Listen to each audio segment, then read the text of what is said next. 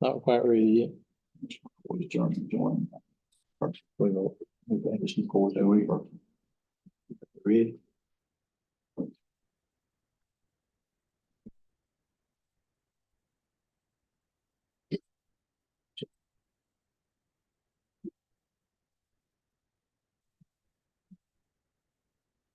Yes. Think so too.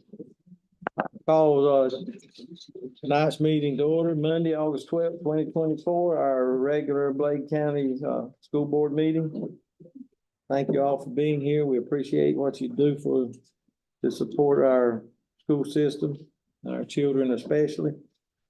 And at this time, I'd like to call on Mr. Clark to give our invocation, and then after that, we'll do our pledge of allegiance. Dear Lord, we come to you tonight asking your wisdom and guidance as we try to make the best decisions for the children of Bladen County schools, and please be with the people down Kelly area that are flooding from all this rain that's come through. In your word we pray. Amen.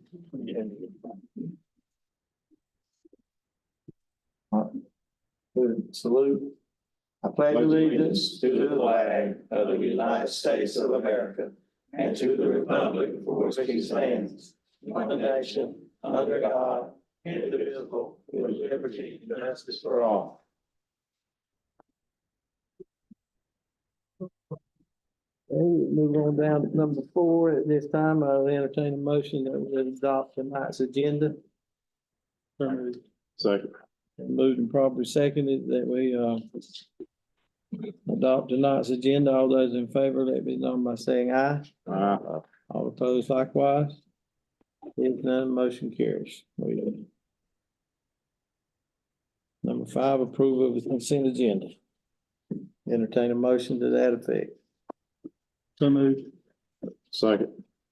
Okay, it's been moved and properly seconded that we approve tonight's consent agenda.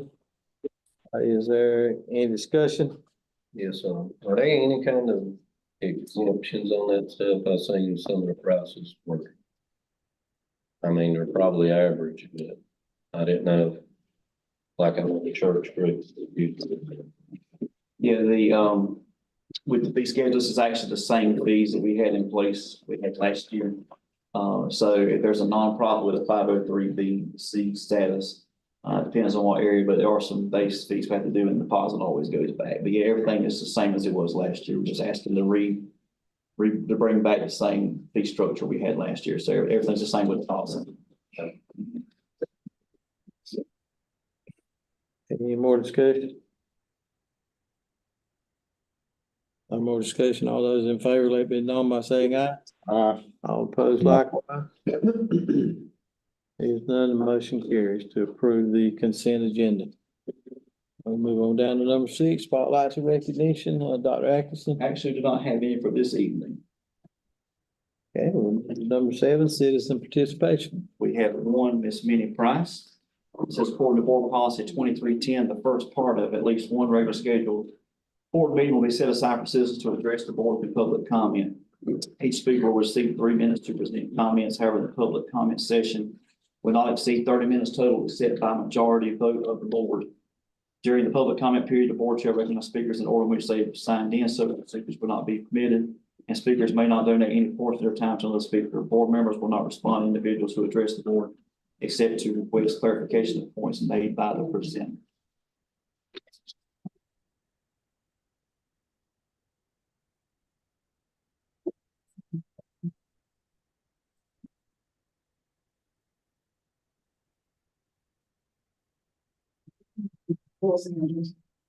My name is Minnie Price, and this is Mrs. Iris Mine and Mr. Edward Smith.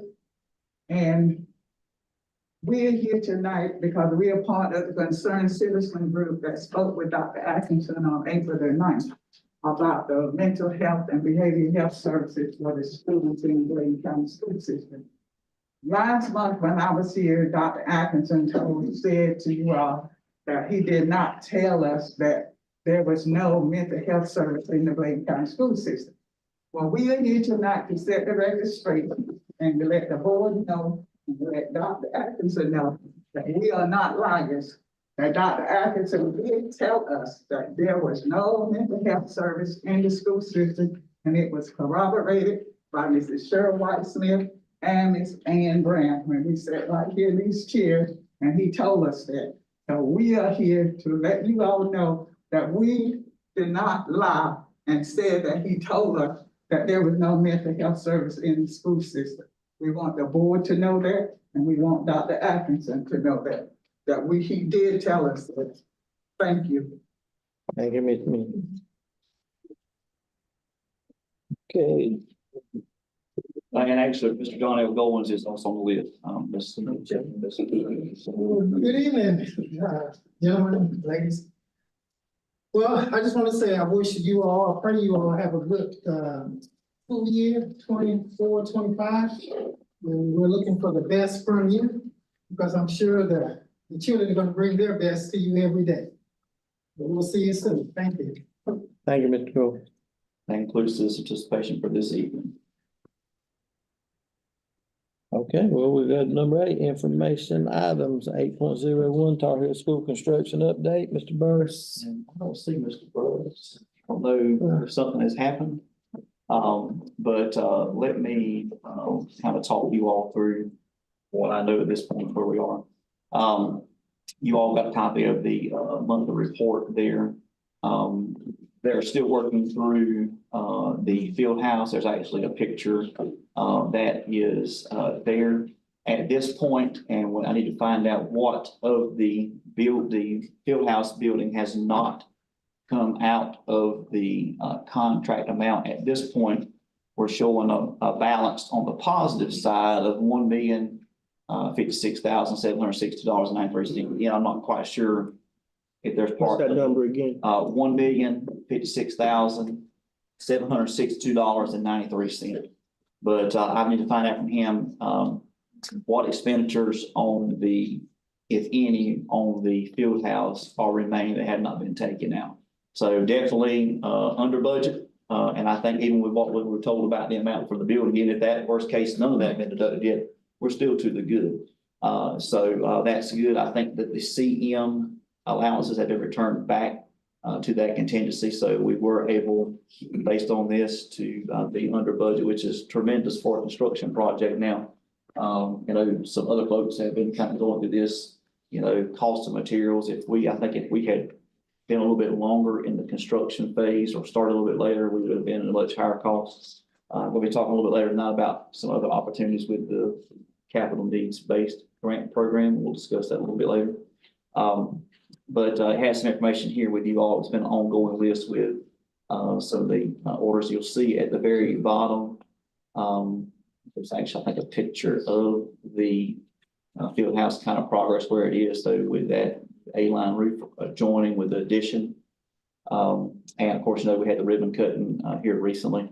And during the storm, there were no roof leaks. So that was a good test there. Had a couple places at the back of the building and some of the door, but you sometimes have, and those are being looked at and addressed, but no leaks in the interior of that building. So that's encouraging, because I know when we had the 2 high schools constructed, we had leaks from the beginning there. So, you know, that is a positive note. One thing we're going to ask is that we can get either aerial or ground level photos all the way around the building. As it relates to the electric buses, last update that we got for those would be in the September timeframe. That's part of the offloading and charging with the solar energy there on the school. So those are expected to be delivered in September. Obviously, school will already be started by then, so we'll have to do traditional diesel buses to get going. And we also, as we know, this is a new technology for everybody. I always have diesel backup available for a bus or two anyway, because this is our brand new time. One thing there will be is there have to be some extensive training for our transportation department, because electric technology is different than what they're used to working with. So I know we got to be prepared. I mean, manufacturers' warranties and that kind of thing are out. So that's one of the questions we've kind of got with Carolina Thomas, is what training opportunities are with the transportation staff. Mr. Lennon and some of his team have been a part of some trainings on the commissioning for the building, the air handling systems, things like that. So, that's been done, doing some work, with, the automation there and ventilation there with the school. Each individual classroom does have its own thermostat. They can go plus or minus 3 degrees on what the average setting. So it does give classrooms some flexibility. There's been a lot of challenges at East and West Bladen, is you can be in one room and be burning up in the very next room beside of it, you're freezing cold. That's been something that that's been a problem for many, many years. And again, it goes back to, design, how things were done, but this has been on time. I would expect maybe the field house to be completed, probably say mid next month, maybe, if not sooner, but, I'll give him a firm completion estimate and send that to you all on that. And I'll also ask about the budget in terms of what's remaining that has not been deducted, if anything, from that final number. One thing that we have applied for is some tax rebates toward the solar energy and energy efficiency for the building. We're not quite sure what that amount may be, but those have been applied for. That money would, or we understand that money would go back to the county. The goal would be that we would be able to reinvest that money back into other capital needs. And so, that's, if there's anything different, that I'll try to get further clarification, even though it's our building, because the county borrowed the $7 million, that goes back to the county of Bladen and not to the school system. So What's the total amount on that? we don't know. Ms. Harris, I think they said it could be maybe 2 million possibly, but we don't have an exact figure yet. And as soon as we know something, we'll definitely let you know, but that's an opportunity to get some money back. But, my thoughts, I think you all may share some same things, is if that's money that's been savings, and if we can, we've got other needs, and I will share about that a little bit later. A couple of the capital big projects we've talked about on the, for 2 elementary schools. I think that would be a great way to offset the county's match, and it wouldn't be taking out any additional loan money. So depending on what that would be. But once we know a little more about it, get a final amount, I'll share that with you all, but that's still in the application process. So that's again, savings back on that construction. And, if anybody has any questions, I'll be happy to relay those to him and get that out to you all. Okay, there are none. Thank you, Dr. Atkinson, for that. I got one question. Okay. What's the final update on the septic system for that field house? I think they were able to do it for the, they didn't have to do anything in terms of any upgrade. It was the 80,000. I think you had to do. Yeah. I think it's all that remained with the county was able to grandfather in the, using this, updating the fixtures, but not increasing those in the restrooms. So they I really think have all that stayed. update on the system to get up for. Right, we didn't have to do anything tremendous, because at one point we were talking $300,000-400,000, but no, to my knowledge, that all that stayed where we what was shared with us earlier. Yeah, that was crazy. Because that would have been a lot of money for to do that. Okay, thank y'all for that. Okay, we'll move on to 8.02, overview of Title I school allocation process. Ms. McCarthy. Good evening, everyone. How you doing? Good, I hope you are. Prepared a little presentation just to explain how we determine our Title I funding for the schools and how some of the schools have spent their money. The first thing we do is in June, I go through and I get information from child nutrition. Get our ADM, which is our enrollment from our schools, and our direct certification, which is the low income numbers. We take that information, we calculate the percentage of students that are eligible for low and or for free and reduced lunch. From there, I go through and I look to figure out which month has the highest percentage. And if you look at the chart, I know it's kind of difficult to see up there, but it is the month of April had the highest number of yellow there at the end. Even though like some other months might have a higher percentage for a different school, we have to go with wherever the majority of the month is. So Elizabeth said it was April. We take those numbers get put into, next slide. They get put into, it used to be in ESSER, the eligible school summary report, used to be in Power School. It's now a different program since we're changing over to Infinite Campus. And that gives me, once I enter those numbers in, it determines the rank order that we have to follow based off of which schools receive the most funding. The lower, the higher percentage of free and reduced lunch, those schools have to receive more money. And when we do our calculations and determine our allotment for each school per pupil allowance, the schools that have, like I said, the schools that have the highest percentage of low-income students receive most money per student.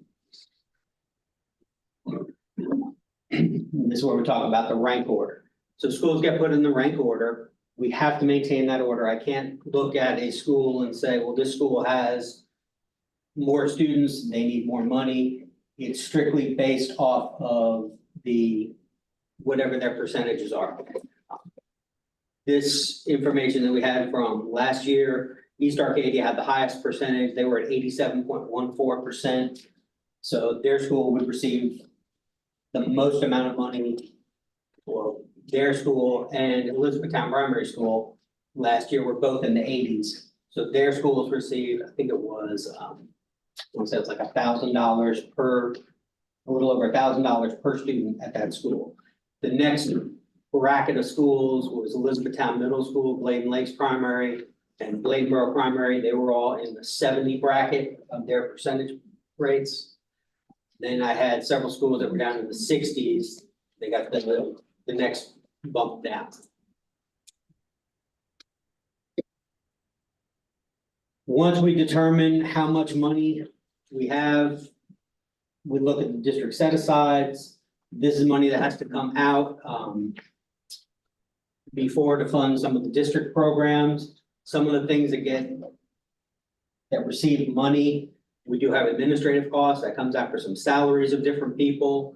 Homeless students and youth, last year there was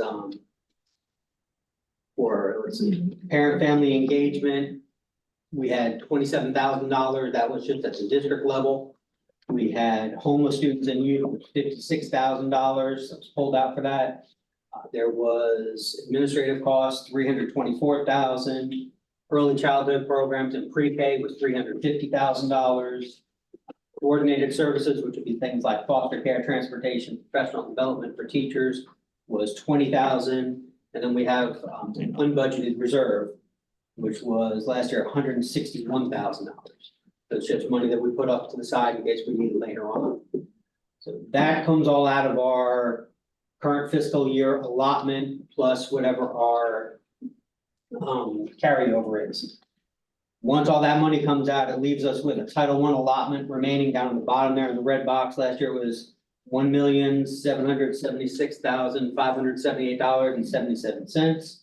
That gets divided by the total number of low-income students, which was 2,600.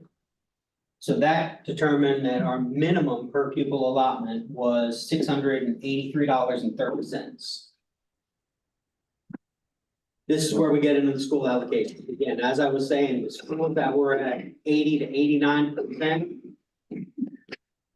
we were able to give them $1,003.78 per student. The schools that were in the 70 bracket got $978.77 per student. And then the schools that were in the 60 to 69 bracket get $953.75. And as I said, this is a rank order that has to be maintained. I can't just say, oh, this school needs more money, this school needs an extra teacher. If I were to do something like that, it could throw that rank order out. I have to make sure that all of those schools stay in that order with how they receive their money. So we can't just give extra money to a school based on what they need. This year, I do have 3 schools that fall into the top bracket. So I've had to adjust the numbers a little bit. They have not put in our carryover yet into our total allotment. So the actual numbers are not set in stone, but it's looking about somewhere about 850 for the top schools per student, 825, and then 813, something like that for the bottom schools. And those numbers can change based on what we get as far as when they figure in the carryover and everything like that. How much carryover do we have, Mr. McCall? Right now, we have, it is 800, yeah, about 840,000, somewhere around there. Outstanding. And that, How much are they spending?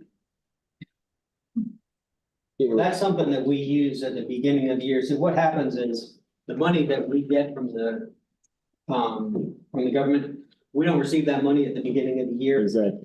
So we have to have some of that. With salaries, operations, all that kind of thing, about 3 or 4. Can't use something that you don't have. We don't get. Yes, that's why we have to, and Mr. Carter, they give us certain percentages that we have to, on some of those funds, like the parental family Yeah, engagement. the parental family They kind of engagement. dictate how much we percentage wise we have to hold for them.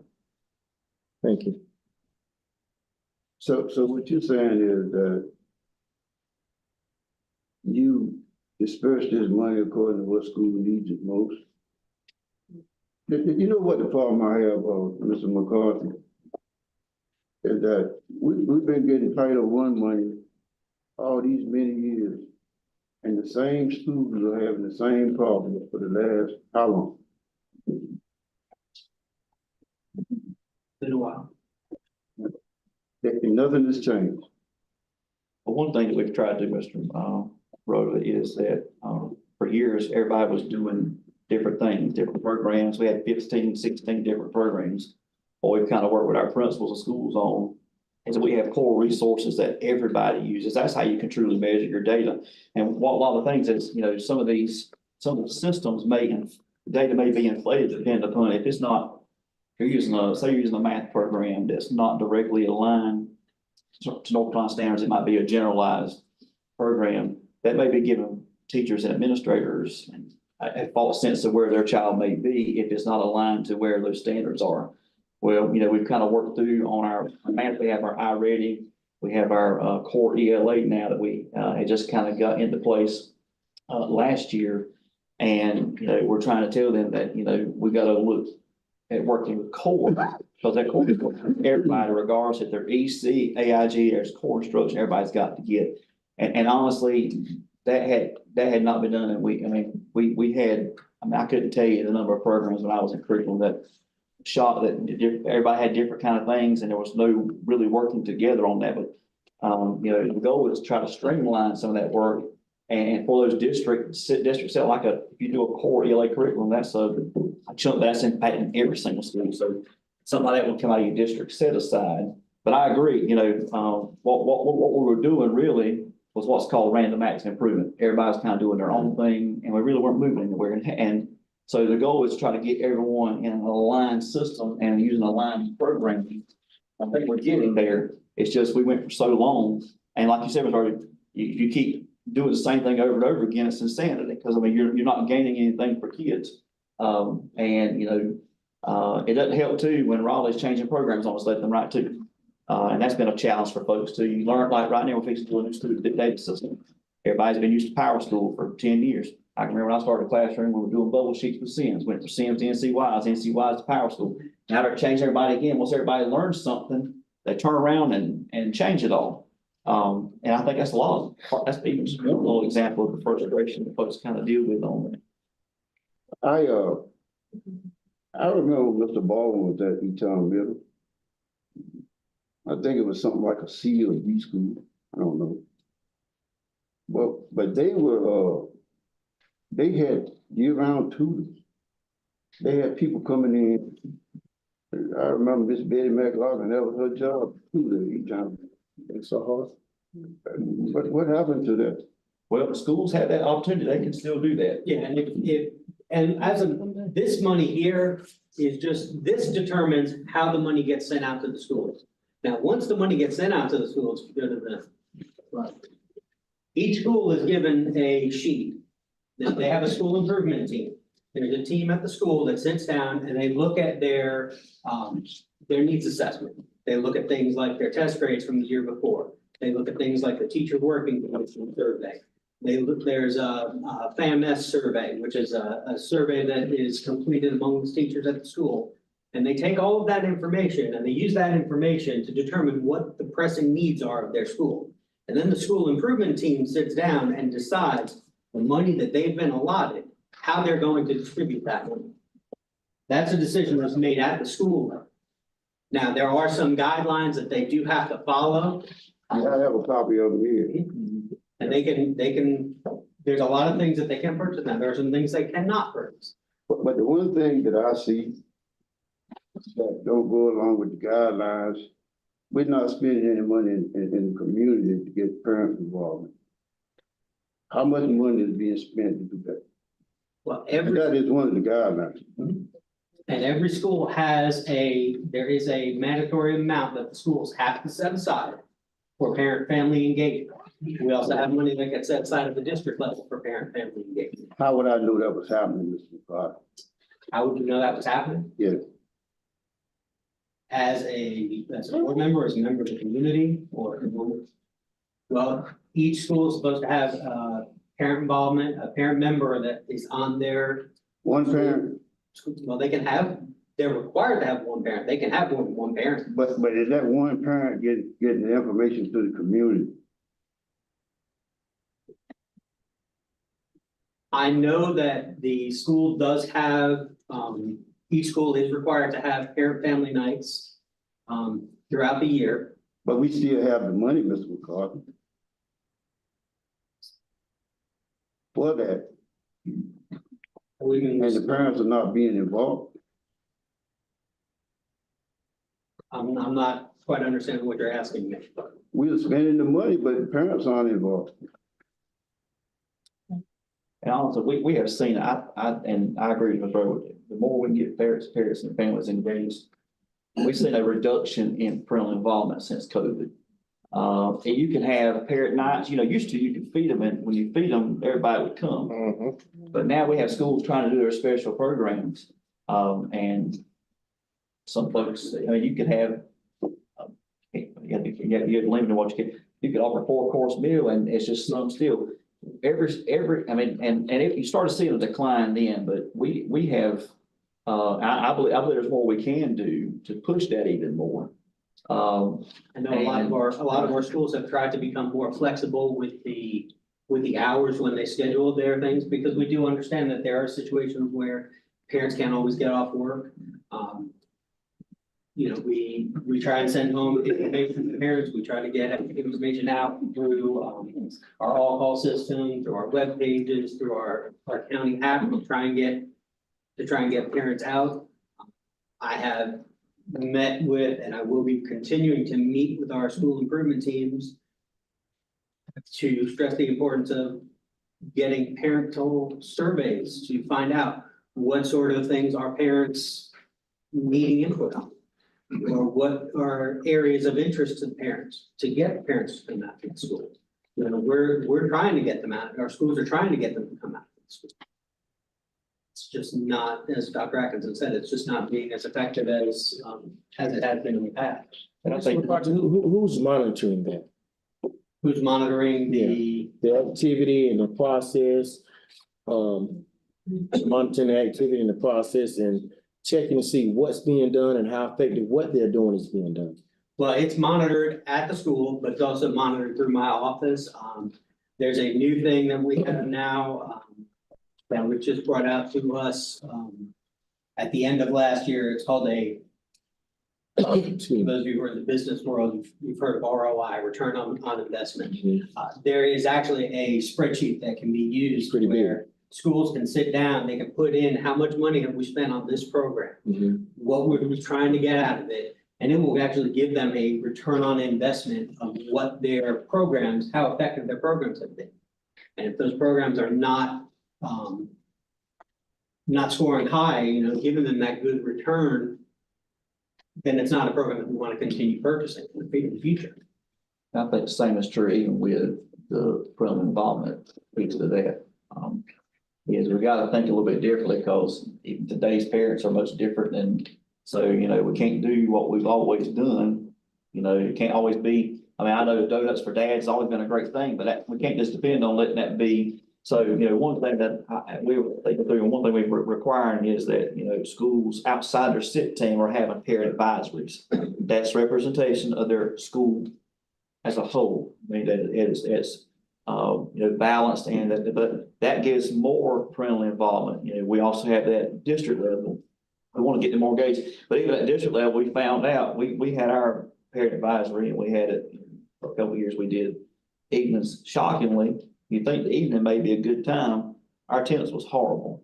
So we're contemplating this year doing it during a lunch hour, and even giving a virtual option for as one, or doing it multiple times, have one at a lunch hour, do one after hours, or even do one later in the evening, because you got folks over.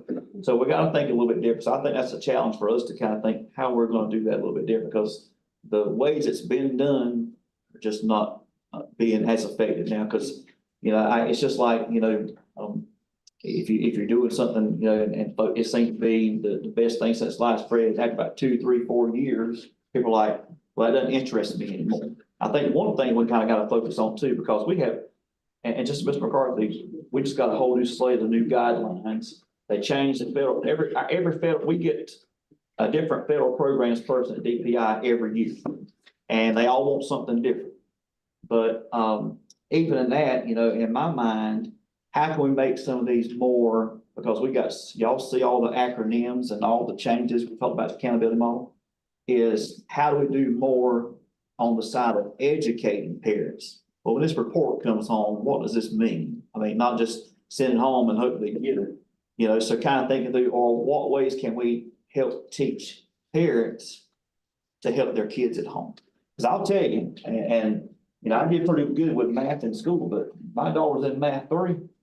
I'm sitting there scratching my head. I'm like, and I said, honey, I mean, your daddy's not going to be too good, much good with you. So, what strategies and things can we do to help parents? But I agree, schools have that money now. We're only in K-8 with Title I. But utilize that. We got several. We've had a few, and some principals can tell you that we have several retired folks that are even our educators that want to come back, and they'll help 2, 3, 4 hours a day pull up the kids, like Ms. McLaughlin and all those other ones had done in the past. They have that power to do that. And I think one of the things that, Ms. Rogan, to your previous point, is that so for so long we bought so many programs because we thought, well, this computer program here is going to solve this or fix that, more so than really investing in the people and the human resource side of it. Because I'll tell you, and I'm a technology guy, a computer doesn't teach children. A qualified adult will teach children. Another big push, I'll tell you, some of our schools, elementary, they taken some money and got an extra teacher assistant, because I know whenever we came through school, my whole K-3 experience, I had a TA in every classroom. States cut us and cut us and cut us, but some of them have taken some of that money and hired an extra teacher assistant or two, or done a teacher, maybe reduced some class size in one of those grade levels that's not in. But there's nothing like the human touch, but we got to think about how we connect even with parents a little bit differently too. So, and I think it might be a good thing to, let's survey them and say, we want you more involved. What kinds of things can we offer as a school system, individual schools, that would get you out to the school? One method that we haven't really done here, I was in part of another district one time doing, was student-led parent-teacher conferences, where the student sits there and helps get that ownership, and you're kind of, you're really disaggregating, and that moment in time is just where individually families can come in with that teacher and their child, and one thing we could even do is look at declare a remote learning day and make it a parent-teacher conference day, and have that teacher schedule out a day that works with the parent, let them come in and have those opportunities, and we can provide resources and things for that as a part of parent-family engagement. So we've got to kind of think about that a little bit differently. Now, part of the work that Ms. Johnson's doing goes beyond the website. Part of that's to be that family community engagement. So we've got to beef up our efforts in that. But now what's ironic about this whole thing is they said 1%. Or is it 2%? Why is that done federal? 1%. 1% is what they say you hold for parent. Well, 1% sounds like it might be a lot. When you go to an individual school's budget, depending on the size of the school, that might not be a whole lot of money. That doesn't mean we got to encourage them too, that just because it says 1%, that you can do more. I'm sorry, 1% is what? 1% is the percentage that the state requires you to hold for parental and family engagement. And same thing on the schools. But, you know, to do, I'm thinking about parent academies, do it once a quarter. It ain't got to always be something with food. And you got to do it where if you're using Title I, it's got to be, you got to have academic focus on it. So it's got to be, you want to have, we can have your fall carnivals and things like that. That's good, but you got to have an academic focus in there. So maybe ways to marry those events together. So we got to think a little bit differently with our focus about how to beat that up. We want people to be involved. I mean, we want them to be. I mean, I know, and we've got to be flexible in that too, because not everybody has the same kind of work schedule. So we've got to think a little more creatively about how we do that. Jason, Yes, sir. Mr. McCall, how many parents know what a Title I school is? How many parents know? Yeah, do they- Each school is required to have a Title I meeting at Really? the beginning of the year and invite all of their parents to come out to the meeting to learn about their Title I, what Title I is, and, They're also required to share their budget. But do they come out, Mr. McCall? Do any Some of them do. do any of us know how many come? we do keep records because they do have to have parent sign-in lists, for when the parents come out. But, I'll be honest with you, it's not, we don't have the input and the participation that we want to have. So that's still our responsibility though, right? To ensure that they understand Title I and what's going on. That's still our responsibility, right? So how are we gonna do that? I think, part of it too, not just with the one moment in time, is the more things we can send home to them. And then, if you had that Title I parent night, give them a virtual option, record it as well, put it out there where folks, if you could attend it, it's there. Can I ask Mr. Well, that's good, Jason, but this is Ms. McCarthy's lane. And so he needs to make it work. And he needs, as he's making it work, he needs to report back to you as to how well it's working. Now, we need to know Okay. too. Exactly, and we'll find out. But as he's making it work, he's making the principals get involved. It's their school. We paid them to run it, right? Right. So they're responsible for that program. And make sure that their parents, the parents of that school, of teachers, of the students of that school, getting what they're getting, what they need to be getting. And report back to him, he reports back to you, same reaction, and you report back to us. But we need the results. We got the money. Why they ain't being spent properly? Miss Brayboy is in here. And Miss Brayboy had a big school. And that's probably tough, the little baby she had out there. Miss Brayboy, tell us how you try to do it, and how it worked or didn't work or what. For Title I. Yeah. So like Ms. McCarthy said, for Title I, we are required every year to have a Title I meeting. And during that Title I meeting, we share this budget. Mhm. This budget goes through your SIP team, it goes through your staff. So once we have that meeting, we share that out with parents. And I'll be honest with you, E-Town Primary, the cafeteria used to be overflowing for that Title I meeting. Mhm. Could not fit everybody in there. For the last 4 years, not at all. We even did virtual. We would do it virtual. We would record it and even put it on the website. We probably can contribute that part to COVID though. Yeah. Yeah. So we've lost a lot with the We pandemic. can contribute that part to COVID, but it's time to get back on the ball. And you make it when you think, when parents can come in the evening. They don't come. So what we're gonna do, Miss Brayboy? That's up to parents. The doors are open. The doors are open. Yeah, you put it out there every way that you can. You invite them. You do parent nights through the year, curriculum nights through the year. Parents are not showing up like they used to. But how will we know if they understand Title I? Because board members probably sitting here don't understand it. in that presentation, I'm trying to understand an it. explanation of what Title I is. I mean, we have to do it every single year. It's public knowledge, we have to have a copy of it if they come in and ask. And we say that during that presentation. Anytime you want to know how the money is spent at this school, you come, you ask, and you are supposed to get it. Oh, okay. So we can get a line by line item, how money is being Yes, spent sir. at the school? Can we get it from the district office here? We have to provide it to them. We have to get it. Yeah, because these budgets are Just totally. what you see right up there, that's what we have to do at our SIT meeting. The SIT team has to agree, vote on it, approve it. We even take it back to the staff and let them know what's going on. They get to decide really how that money is spent, what the school needs. Who does? The school, the SIT team, staff, everybody, we have to agree on it. Yeah, because we don't dictate, we have the percentages that the federal government says we have to do, but we don't tell them, that's the school, we can't tell them, that's the whole purpose. It's supplemental funds for the school to utilize outside, and the district set aside really is not that much off when you think about over the top, the whole thing.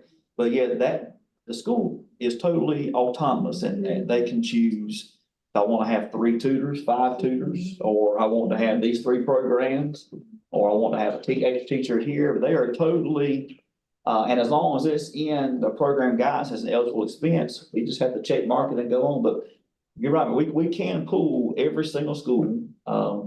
Yeah, right now they're actually working on these now because it's about time for the next school improvement. So, they'll be working on their budgets. We'll actually have these probably at the school improvement. So in the October board meeting, we will have their initial budgets because that's when it kicks in again for them.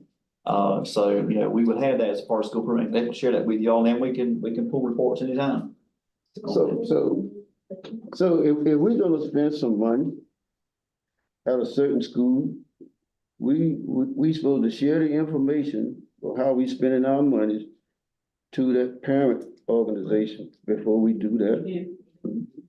Okay, that, all right, that's what I need to know. Sound like you got a task on your hand, Mr. Crawford. This is just a breakdown of how money was spent just last year. You can see that big blue portion on the side, that's personnel. So a lot of the money goes to hiring people. I know the question was brought up last board meeting, could we get some teachers with this money? Schools do.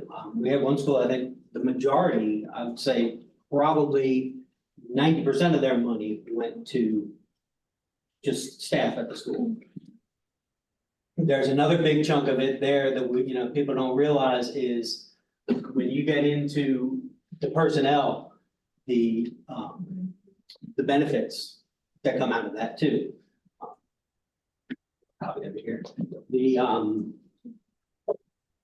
When you look, there's 23% of the money went to personnel, 13% of the money went to just benefits. That's the retirement, the hospitalization. There's a lot of additional money that we're responsible for that has to come out when they hire teachers, when they hire tutors and things like that. So I'm trying to understand it. Okay. So if we hire a teacher because we need one, because we got low performing schools, what are we hiring that teacher for? Why do we take money to hire a teacher out of Title I for? Sometimes schools will do it in an effort to reduce the class size. Yeah, but I understand that, but so the state ain't gonna pay any money toward that. The state gives us an allotment of how many teachers we can have across the district based on our enrollment. And they won't pay for the benefit. If you have a federal salary, that money, that federal benefit, that's come out of federal budget too. The state won't, used to, I think that if you, many years ago, the state kind of But, yeah, and that's even, you know, with us on the local side for local paid employees, the benefits has to come out of the local budget. So, and that, you know, but we never treat any employee different, regard, like if you have a special bonus that comes out unless it's something dictated. Everybody gets it, even pay out the federal budget's got to cover that supplement. That local budget's got to cover that supplement, you know, but we don't penalize an employer for where, you know, they can control what funding source are. So that aids up a lot of stuff there too, is those benefits and health. And how much the health insurance go, Susan? Was it $536 a person. $536 a person this year, For the what? increased health insurance, a person, $536 We pay $8,096 per employee for for insurance. health insurance now. It's up 500, and then we're fixing to change companies in. I was gonna say that, you might wanna do that quick. Yeah, but I think It'll be the same it's thing. gonna be the same rate. They're not gonna drop the rate. They're going from Blue Cross Blue Shield to Aetna. That's gonna be the new state health plan provider in January 20. So what benefits are they losing? Well, well, Something's gonna change. what they tell us, what thing I got in the mail for me said, your co-pays, benefits percentages as of now will be the same. Now, this is my thought. They're coming in January, which is halfway through the school year. We get through June, and then they're gonna renegotiate rates. We're gonna see a rate hike, or they're gonna cut something, because they're coming in basically in the middle of the year to be the plan administrator for the state health plan. So until what's gonna happen when they come in the next budget year, what they're gonna charge. But you don't have to change insurance. Yeah, we do. They're forcing us to move from Blue That's Cross. state mandated. It's like, Well, maybe it's good for retirement, but. Yeah, retirees can stay, and I think there's another option, but for us, they're making everyone go to Aetna in January. And we won't know what that's gonna say. You know, all these folks see, that's why, you know, y'all remember in the local budget, we asked for increase for benefits because we didn't get anything on that side. We've got something on capital outlay side. But, you know, we're operating same amount of money this year. Automatically, any employee that's local pay, we're gonna have an extra $500 a person for that out the gate. Plus, Susan, did the retirement rate go up too? Yeah, Or no, does that- the retirement rate was. Stay that same? Actually came down a couple. Okay, well, good. So, you know, and then, you know, depending on what the tax tables end up being, they always change those again. So it's a moving target. So we're operating the local side. Now, did the preliminary allocation, because this won't be final, are we a little bit less than we are? All our federal funds are less this year. We're about, if I remember correctly, it's about $200,000 less. Right. Plus North Carolina cut our low wealth funding again. But you're set, this money here at Title I, its goal is to be supplemental educational services. That's the whole premise of it. That's right. But what I feel is having to happen, unfortunately, is that, you know, really and truly, the state of North Carolina should be funding every single teacher position, teacher assistant, everything, but it doesn't happen that way. And so they tell us not to supplant, but what state's actually doing is forcing districts to supplant, because if you keep taking money away from poor rural districts like Bladen County, I mean, 200,000 may not mean a lot to Wake County, but 200,000 is huge for Bladen. And you did it to us last year. You're doing it again, and all to create a grant program that anybody can apply for. It ain't gotta be a school system. It can be a nonprofit, whatever. And but you're taking money away from school children and so that's state money. 200,000, we pay 3, 4 teachers in benefits, maybe more than that out of that. But you just took that off. That was out of low wealth, which would be an area. But, you know, you already got a reduction here. Title II has gotten a reduction. That's for improving teacher quality. You got RLIS, which is, you know, up in Aurora. One thing that's concerning is there's talk about reducing or eliminating some of these federal programs. If we lose Title I money, I don't even want to begin to think what will happen. I mean, you ask our principals, the little bit of money that the state gives for instructional supplies, we get 100 and some thousand for the whole year for 12 schools and, you know, 3,800 children. That sounds like a lot of money. So by the time you do a few things for the nuts and bolts instructional supplies, that money's gone. Well, these Title I schools then supplement to get through the rest of the year to do that. If they didn't have that, I mean, so it's almost like you're robbing Peter to pay Paul. I hate to say, that's kind of the analogy that's used, but you continue to reduce state money. We've already, I mean, and very rarely do they give you money back. So when we get initial allotment, chances are it's pretty well close to what they're gonna be. Very rarely do they give us money back.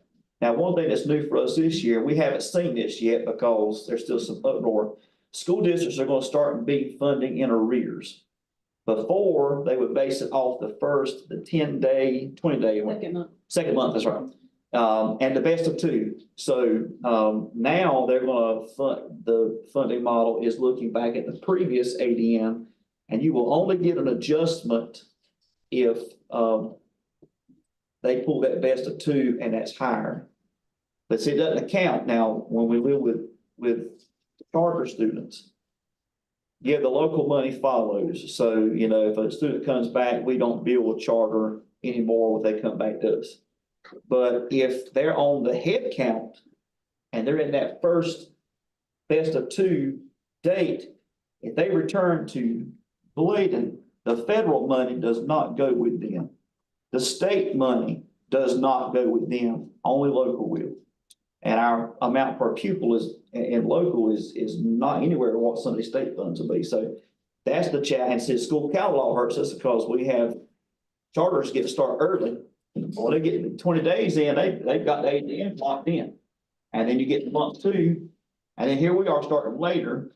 And you know, it's about children, number one, but we just, the system that we have to work with just does not work. And you cannot continue to cut low wealth districts in funding. But Jason, you know, we had to get, University of North Carolina was gonna give us a grant, and we denied that, so, you know, I don't think we like money. Yeah.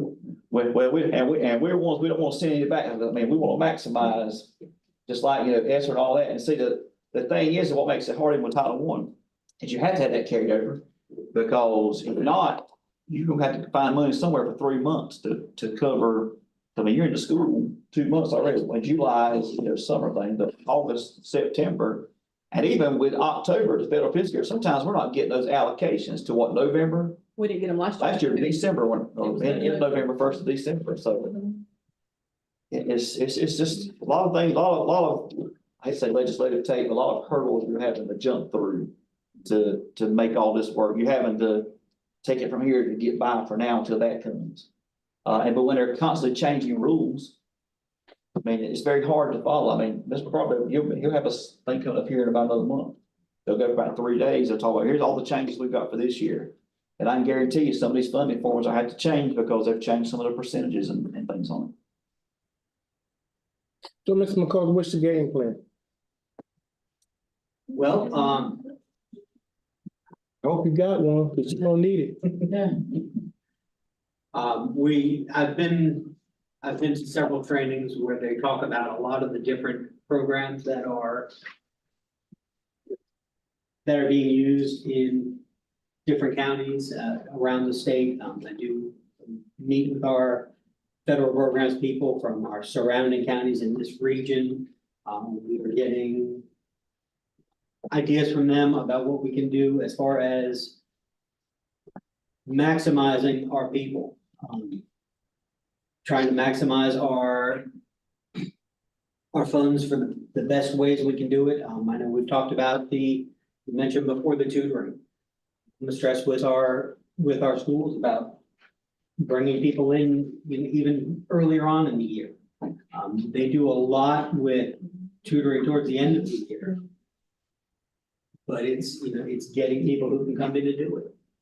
But you know, I noticed that we always, at the end of the year, we get tutoring in. But like I said, Mr. Baldwin did it all year long. And I wonder how expensive that was. Was it a problem for him? I wouldn't think so. I mean, you know, especially there, I mean, it's doable. And honestly, best practice is you start early. Early intervention is always good. I mean, honestly, and historically, folks that kind of wait to try to see, we got to be able, because they were changing the assessment thing, windows and stuff were changing so much And it was so hard to follow, but I think we're at a place, I mean, we've got new science standards starting this year. I think we're at a place where, you know, the tutoring envelope needs to be pushed even earlier into the year. I agree. I mean, out the gate, do your beginning of the year assessment, see where kids are, use that data to say, okay, these 10 kids need assistance in this particular standard. These 15 need that. Get that data early on, start intervention early, Well, we already have that data because we got the We do. integrated test. right? So we already have the data to know where the child is.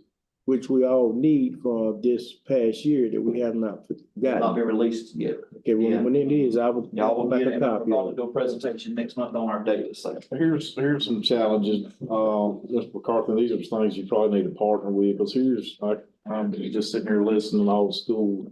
You gotta hit parents early on, okay? So number one, here's what happens on Mondays, Tuesdays, and Thursdays, about week number 3 in September. You got soccer practice. You got kids, everybody from K8, K12. So Mondays, Tuesdays, and Thursdays are your game days, your practice days. Wednesdays could be Fridays, So that leaves Saturday and Sundays. So a challenge to you, I would reach out to the county rec department. Found out when this stuff is, because I'm a coach, so it's coming soon to start picking soccer teams and different things. It'll be a challenge for the school. You got to hit it hard and you got to hit it early. Because I can tell you, I got a 9-year-old. Am I gonna go to the primary school or my parents, where we gonna be? Because my 9-year-old wants to go play soccer, or he wants to go play basketball, or whatever. So my challenge to you and the staff here is reach out to the county. Find out, when these schedules are gonna start, because we're gonna be practicing 2 weeks before our first game. I'm just putting this out there. Whenever we start the school, and it might be something that the schools need to do, we need to go ahead and schedule Title I early meetings. We need to go ahead and schedule, you know, I know we're gonna do open houses, and that's a whole day in itself, but try to figure out in that 2-week period before we start doing those types of things, or how that lays out, because it's pretty consistent. You might get more parent involvement, because I'm gonna tell you right now, Mondays, Tuesdays, and Thursdays, and probably some Wednesdays, they're not gonna go to the school and because that kid's gonna go play soccer because they paid that $55 or $50 before, whatever that looks like. And that's where that kid wants to go. And I ain't saying anything about the parents. The parents have to show interest in it as well.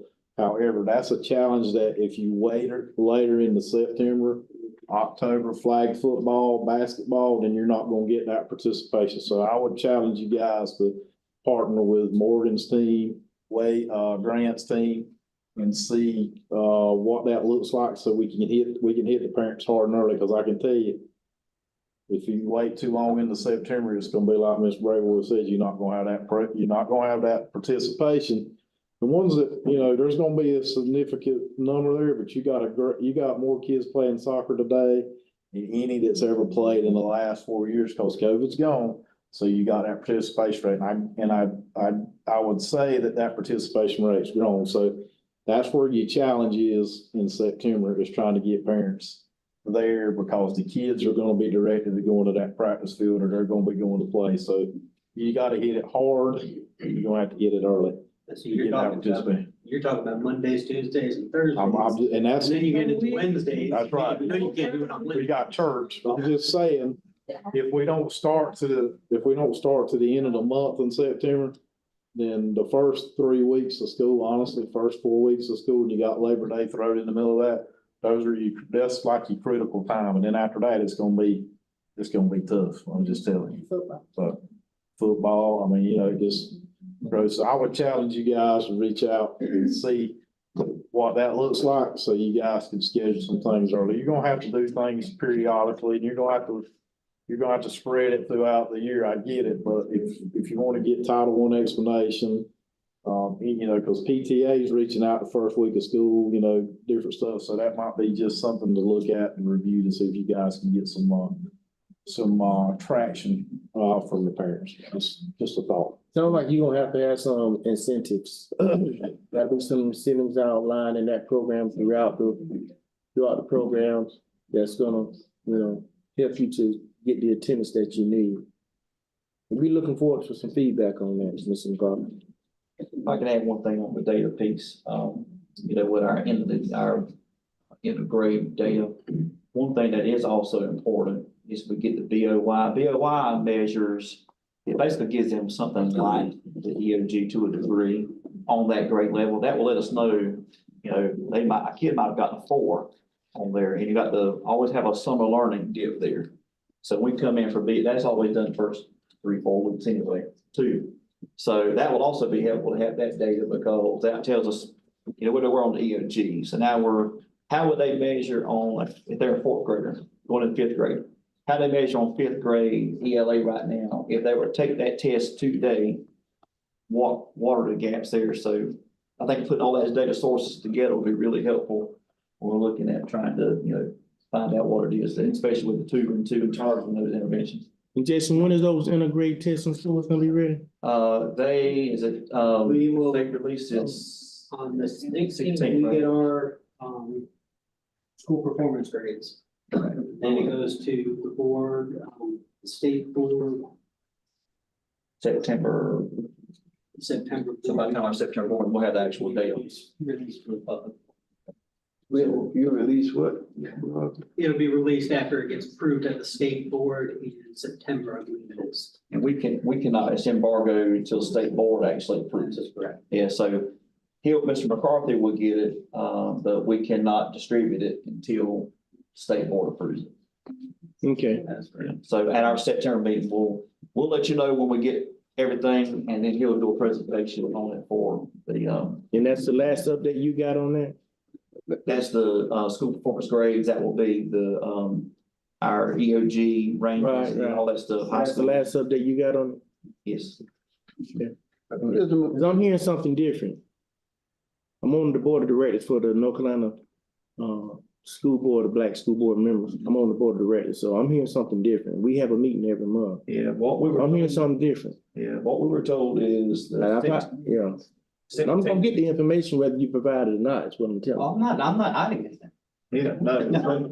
Yeah, because some of the stuff they say is in part, we can't share it at all until they say it's released. But we can pull it up ourselves, I feel, you No, know. it ain't quite that easy. Mhm. It ain't quite that easy. Yeah, so, I mean, once it's released, we can. yeah, but we'll, you know, obviously, when we're told we get it, we'll give it to you all, let me sit back, and see what Yeah, next we- board meeting is. Because I know personally, there's some that have already gotten information. That's why I'm telling you. You may have gotten some preliminary, but there's nothing official. We can't say anything until there's official data. You know, you can do I'm just telling you. review of, because Mr. McCarthy has some raw data. We cannot discuss it in any kind of public setting until it's been released by the state board. So let's talk about last year's, Mr. McCarthy. Now, we had, when we take our 3rd grade test, we find out our kids are behind there. Why we ain't beating tutoring over there in 1st, 2nd, and 3rd grade? K through 3. Why we ain't got 20,000 tutors over there? Because we know in the 3rd grade that we're doing bad. We know that. And that's crucial. Yeah. I agree. Talking about math and everything. I had the discussion with someone today talking about, you know, we use the expression, in the early grades, you learn to read, and then after that, you read to learn. Mm-hmm. Yeah. So I do understand the importance, you know, and, you know, as we say, you know, we give, and I've met with our school improvement teams, and I'll be continuing to meet with our school improvement teams this year, throughout the course of the year, and discussing with them, you know, what strategies are you going to put into place early on in the year? Because like we said, you know, I can't tell a school, this is how you have to spend your money. I can tell them, you know, we need to figure out a way to get some tutors in here. Now, if you can bring in some volunteer tutors and, you know, people that are not. We understand you can't tell them how to spend the money. What you can do is give them goals. Oh, yeah. And those goals will support what we're trying to get accomplished across the district. And then they can sit in and determine how they're gonna use that money to meet them goals. That's what you can do. And they'll do that in that school approval process. They have to adopt those goals. We'll- So at the end of the time, when it's over and everything's said and done, our goals are met. Hey, but you gotta stay on top of them to make sure they're getting it done. So Jason can't tell them how to spend the money? I can strongly encourage them. But it prevents me, I cannot say, great boy, better spend $30,000. And, you know, and that's challenging because, you know, but, you know, you try to empower them, and the whole thing about Title I is, it's supposed to be where it's not a sole decision maker that's doing, it's why they have, they want multiple stakeholders helping to make that decision, so that's kind of why that's designed. But no, I can't tell them, Mr. Roder, on that. But like I say, I saw Mr. Baldwin now. I saw him to have that tutoring people over there year round. And his grade always looked good. And Jason, I don't know, but some of the churches have even started. Baldwin Branch Missionary Baptist Church, they have a tutoring program. We started that tutoring program, and we're using the teachers in that tutoring program are teachers, right in this district. Yeah, you all, and I know, it's working out great. Also doing some work there too. It's working out great. How about our retired teachers? Are we reaching out to them to see if they'll volunteer? We have, in fact, some of our tutors are retired educators that are coming back doing that. And So they know what needs to be taught. Right. And how. Yeah, and I tell you, a lot of challenges for kids and frustrations for teachers is you're always changing curriculum standards. I mean, and some of those basic skill sets are some of the core things that are needed. Like I used to have my daughter earlier. I mean, with the math 3, I mean, that's high school, but the thing is you're going to use this again. I mean, it's not like we had algebra, geometry, advanced math. Those, it's totally different. So it's almost like I think that the state, federal, wherever has done disservice because, you know, thinking about standards and what a child needs to be successful, because there's something to be said about the basics. And we always said reading, writing, arithmetic, that was always the basics. There's a lot of truth in that. But when you're being forced to use a standardized test that you've got to do certain, and this is what's crazy, you can do a math problem. I can sit down and write out a math problem and figure it out. But the way we're having to teach some of this math is 15,000 ways to get to that one answer that I could probably sit here and write out in about 2 or 3 lines. But the test forces the child to have to go that route to solve that problem. That's right. And that's what's hard. They're teaching them process. It is. But, you know, but for us, our process was if I got 3 plus 5, I'm gonna go 3 plus 5 is 8. I'm not having to go through 15. I gotta make all these tick marks and all this. So it's making them go approach things a whole lot more complex than what we would now, you know. And back then, you know, we didn't have the calculator. You had to figure out by hand. You know, there's a part of that test that's calculator active, part is calculator inactive. So, you know, even in that, it's a lot of challenges. So it's a lot of frustration for students and staff too, I think, with these ever-changing standards and expectations.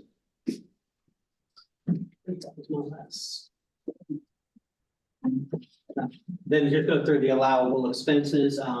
These are some of the things, every time a school wants to make a purchase, they run the purchase, the requisition comes through my office. I've had several come through today. I've got to go through this chart, double check to make sure that whatever purchase they're trying to make is something that's allowable. They have a copy of this too. They're supposed to look at it and determine whether or not it's something that they can do. But every now and then there's something that comes through on there that I have to call back and say, you go back to take this off because it's not something that's allowable as far as the purchase goes. So there are guidelines that we have to go through and we have to make sure we follow those guidelines according to the federal government, or else they don't just slap your hand, they slap your hand and they reach for your wallet. So. And we got to encourage folks too to be mindful of things like confidentiality and FERPA, because it only takes one infraction and they take your federal money away. So we got, and we're pushing that hard even this year about FERPA and confidentiality to make sure that you're upholding that, because you don't want to be the one that puts the district in jeopardy. So those are things we got to be mindful of. Anything connected to federal, they're real quick to say, we'll take your money from you. So we don't want that to happen. Well, it's going through the district office anyway. Right. So we should be double tapping. Oh, yeah. Make sure that. Yeah, it's got a system of checks and balances. And we just, when was is it 2 years ago we had our federal review? I think so. So it's about time to come again.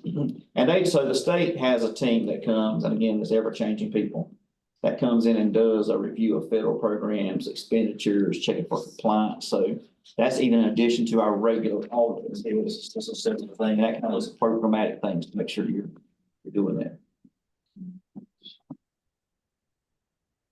That's it. Thank you, sir. Thank you, Mr. McCarthy. Okay, this time we'll move to action items number 9.01, approval of agreement with Franklin Covey Education. Dr. Atkins. Thank you, Chairman, board members. We have Mr. Chad Smith present with us this evening from Franklin Covey. I had shared his information with you all, questions. He is here to discuss the program with you all some tonight and to look for approval of the agreement that was tabled last month. So, Mr. Smith, appreciate you being here. Thank you. Yes, sir. Yes, sir. Thanks for inviting me. Ben, school board, thank you guys so much for inviting me. I had the pleasure to speak with you guys virtually from East Tennessee, probably early June. After meeting with you all, Dr. Atkinson and team invited me to hop in Zoom with the principals and administrators, have a conversation, kind of unpack the whole literacy framework with them. And then after that meeting, Dr. Atkinson, we got in Zoom with all your principals except for Mr. Goodwin, but I think had not been appointed at that point at Elizabethtown Middle School to further kind of plan out potential deployment. And so before I answer questions, would you like to put some color and context around kind of how this all began and kind of the big why? Because one thing that we have had what we feel is kind of essential is that we're tasked with preparing students for college, career, and life post high school. One thing that we were trying to look for is, every child, every adult for that matter, regardless of background, anything like that, has the power within him to be a leader, to rise up and be a leader. We know in the world that we live in, not everybody has a cookie cutter life that everything works out perfectly and it's a bed of roses. Just even, I'll say myself personally, you think everything's going well and then you get something just kind of jars you for a little bit.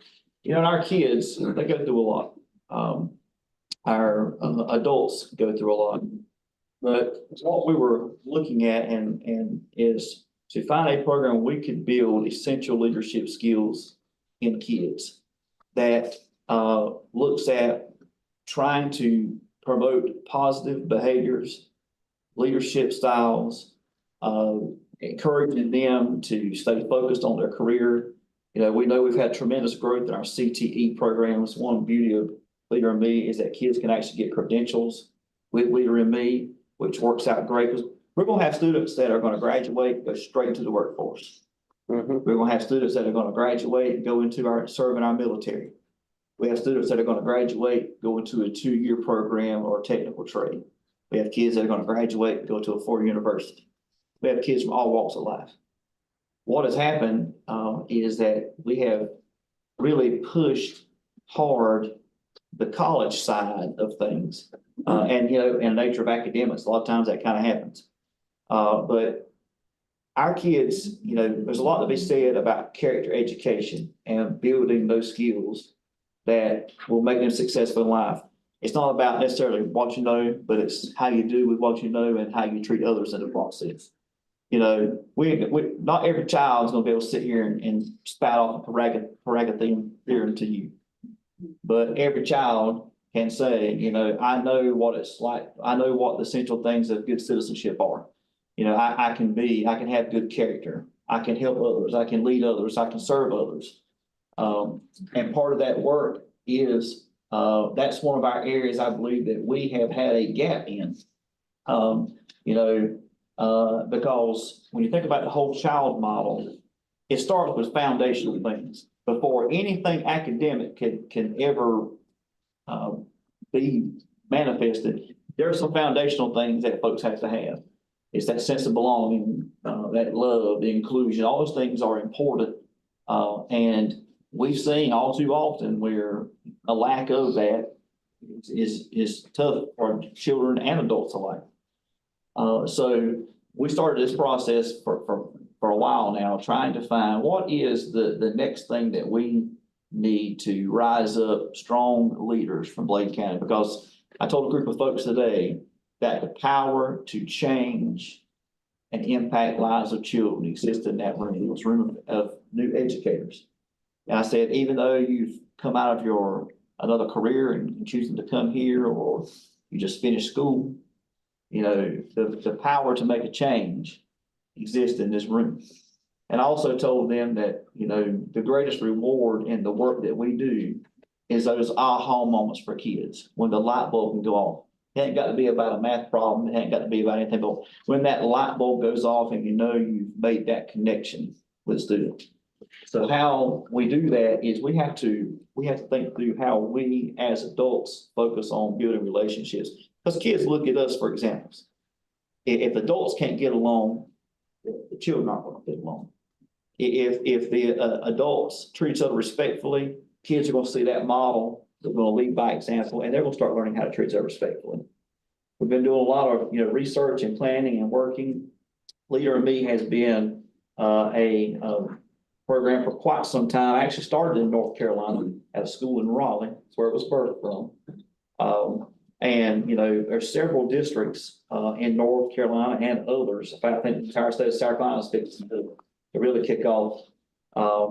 But the goal is to those essential skills. We know Franklin Covey worked 7 Habits of Highly Effective People. That's been around for a long time. It's often used in the business world.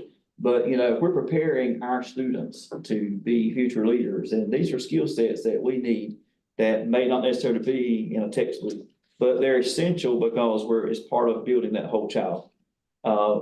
Research has been done with Leader in Me independently, and districts have shared where they have seen quite a bit of disciplinary reduction. They've seen academic gains because it helps students strategize. What does it mean to keep a planner? What does it mean to, those essential soft skills, those things that we know are necessary. Sometimes those things that, often get overlooked. And making it an aligned program that, the goal is to start at the K-8 level. Right now our high schools have the PGC program, but that's only impacting a small group of students. This will be every single child. And then the goal will be to tag on a grade level as we go up through the high school, so we're fully be implemented in K-12. So when we talk with principals and others, we feel like this is a piece of our commitment to education that we didn't have the greatest resource and strategy to do. Because I shared this one with a group. Our students, when the school year starts, some of them spend more time with us from the time getting on the bus to getting off the bus in the evening. They spend more time with a school employee. Sometimes they do their own family. Mm-hmm. And then my heart breaks for those that don't have somebody to go home to. That they may be the ones taking care of their younger siblings or that. But I submit to you that no matter where a child is, whether, and I don't like labels, but education's quick to label stuff. No matter where a child is, every single student that darkens the doors of this county or any county in this state, they had the potential to be great. Greatness lies within them. The goal of Leader in Me is to, first of all, we get our adult mindset changed. We do things differently. We act differently. We treat each other differently. Not saying we'll treat each other bad, but I mean, it really makes you more aware because we've got to model what we expect students to do. And that's been one of the things that we kind of said, we've got to find something that is going to give us that high-end yield to prepare kids for post-graduation, no matter where they go. If they can walk away from it with a credential, a business credential even at that. Miss Mize can speak to that. How the success stories. We've had students walk out of high school with a credential, hadn't stepped foot in a college, and they're making more than our teachers and other staff. But they've got that credential, they've been prepared in school for that. That's our goal. no matter what avenue a child goes in, our job is to educate them and give them every opportunity possible to be successful. And so that's kind of the premise of where we are on, you know, trying to find someone who can partner along with us. That's why we're here tonight. And Mr. Smith, you can kind of piggyback off that. Yes, thanks. That was incredible. Thanks for the content. I just want to try to connect the dots because you really hit the 3 E's hard, really hard, right? That the idea of today, it's the question we get asked every day from the CEOs, chamber boards, school boards. What are we doing to prepare kids for the first day after graduation? Right? That's the question of employment, enlistment, enrollment, right? Mr. Rhoda asked an incredible question earlier, Mr. McCarthy. I don't know if you realize now you asked some great questions. You said this question, hey, we've invested a lot in these schools, yet we're not seeing some of the changes, right? So I'm trying to connect the dots on that because Leader to Me is it's an evidence-based, it is a research validated, comprehensive school improvement framework that attacks the areas of leadership, culture, and academics. Once you're talking about Mr. Rhoda, and you know, you're really talking about, because you're talking about leadership, what we used to call soft skills, and now called durable, essential skills. Like how are we really preparing our kids? So this idea today as well of how do we, you know, used to we try to teach character in the late 90s. And what we learned is we teach thankfulness and Thanksgiving, because it's Thanksgiving. We teach love in February because it's Thanksgiving, you know, it's Valentine's Day, and we'd be happy in May because school's going to be out, and we realize it's not really doing us any good. When this idea started in North Carolina, Dr. Atkinson, the school board, it started the school was the most failing school in Wake County, one of the most failing in all of North Carolina. It's called A.B. Combs. And they decided to take this idea of leadership and say, hey, leadership's not a title. Leadership's not a position, it's a choice. We choose every day how much of ourselves we bring. And they decided to take it and to infuse it and to embed it and to weave it into the fabric of everything the school would do culturally, academically, from a leadership life skill standpoint. So think about these families we want to get in. What if we were to imagine for a moment, because when Mr. Singletary mentioned soccer, that very time I have 3 daughters, my middle school daughter's like, Dad, I just got a slice, she's texting, I just got a soccer practice, can I call you? Right. I said, I'll call you later. So I get that. But it's taking this and infusing, embedding, and weaving it. What if the issue is not our parents? What if the issue is not our students? What if the issue is not our educators? What if we're getting back to this basics of really deeply investing in our educators? Because everyone wants Leader to Me to be about kids, preparing them for the future. But Leader to Me can't be about that until we first invest in our teachers. And really, it's how do we get them to begin to live this, model this, exemplify this in a way that's not one more thing on our plate, in a way that truly celebrates that educators. That makes sense? Like, how many things do we do today that truly celebrates and honors the educators in front of our children? But if we do this really well, I mean, our Leader to Me process, I wish we were a microwave. It's a crock pot. It's not a microwave, not an Instapot or an air fryer. It's a go slow to go fast. But we deep dive your educators, you're certified, you're classified into the principles and practices behind these habits, Mr. Chairman and Board, in such a way they begin to live and model it for the kids. And guess what? Principles are timeless and universal. You take it like responsibility, right? Or having a plan for your life, living with integrity, you know, listening with both your head and your heart, and you start living this and modeling it for kids. It is transformative. So guess what? The kids see you live this principle out in front of them. They go and go, hey, Dad, does that make sense? Let me show you how I'm living and modeling it. And so oftentimes having that common language on the 7 habits of highly effective people, where there's a habit, principles, and practices, coupled with, let's be honest, I mean, these folks here, you know, about mental health, our kids have never had a tougher time than today in this world, right? And so you look at, there's 50 years of research on this idea of hope. And what they learned was, on the brain research, you can't be both feel hope and depressed at the same time. It's impossible. So when they put people under brain scanners and they induce feelings of anxiety, you know, of depressive anxiety feelings and feelings of hope, what they learned was you couldn't feel both. So then the researchers said, well, how do you teach hope? They started taking things like Dr. Atkinson, the 4 disciplines of execution, which you know a lot about that content that we use. When you start teaching kids those content of the 7 habits, coupled with a way to set goals, have a plan for their life, have agency. So I don't know if this is connecting the dots, but talk about reading scores. Imagine if your students could say to you, Ms. Harrison, this is my wildly important goal, right? In ELA. This is my X to Y by when, my start line, my finish line, deadline, right?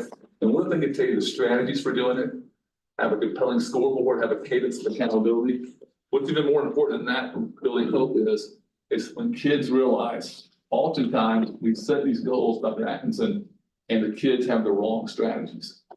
But believe it or me, oftentimes on that last week of the first quarter, a kid can go, hey, Ms. Harrison, I think we learned, as you're my teacher for a moment, we had the wrong strategies. Great, Chad. We're flexible in our classroom. We can change, we can find that. And so you start building not just character, but competency in these kids, and they begin to feel more hopeful. And then by the time they get to high school, you know, Dr. Atkinson mentioned lack of credentials.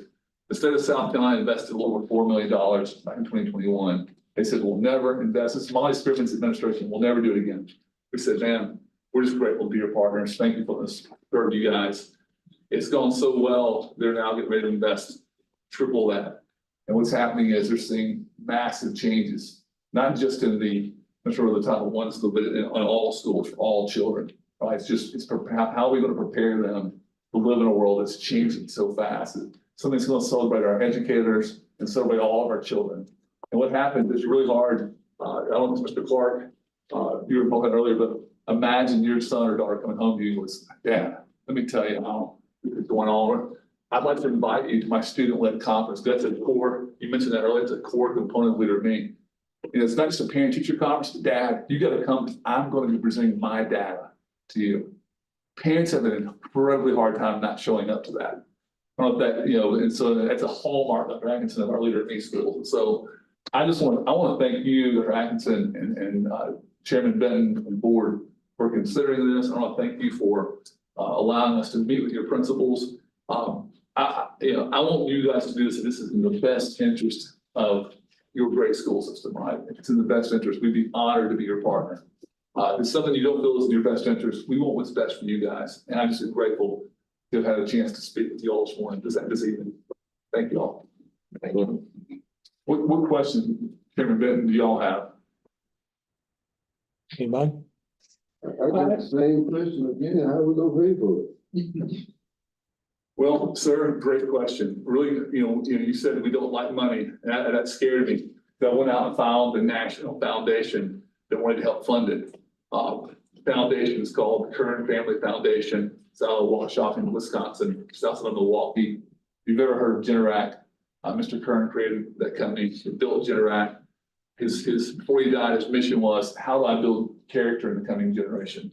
And he looked at a lot of the research out there, things that are happening in schools and districts around the country, and chose to invest. And so his foundation, sir, is chosen to invest $50 per student in this process, which comes to around $78,000. So they would love to be able to invest in your school system, sir. So they're gonna give us $78,000.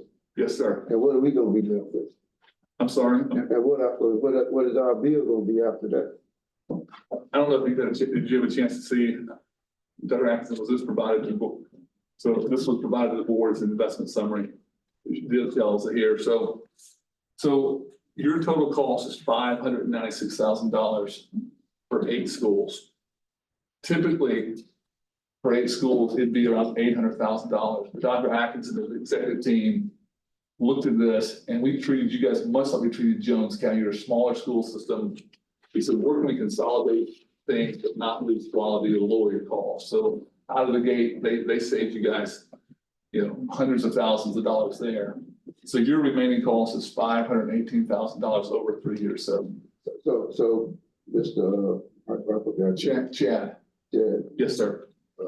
So I don't need to ask you that question. I need to ask Jason how we gonna pay for it.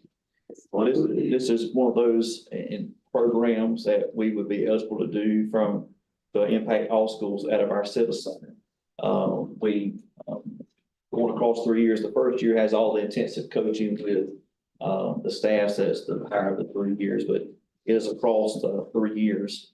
So Ms. Harrison and Mr. McCarthy have looked, and the funding is available in set aside, just like we do our core reading curriculum every year.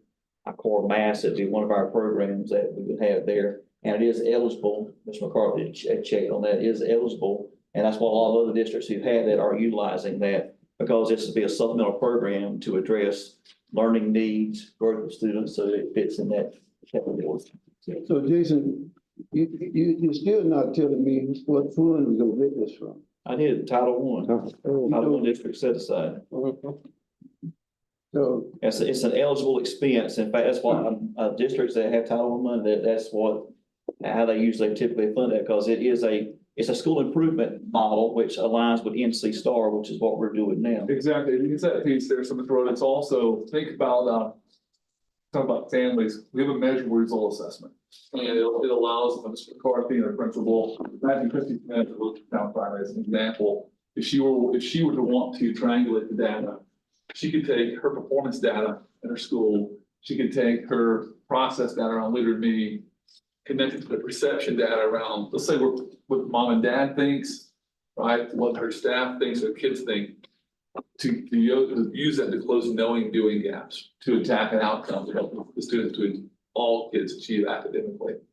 And it also has a families component that we haven't spoken a little bit about, but it would allow it to complement, enhance, and enrich what we're trying to do. In fact, on the implementation day, where we started talking about how we're going to implement it on 4.1, about half of that day is about, okay, how are we going to engage mom and dad with this? How, not only are our kids going to live and model this, but how would we also engage mom? So we start building action plans around that component as well.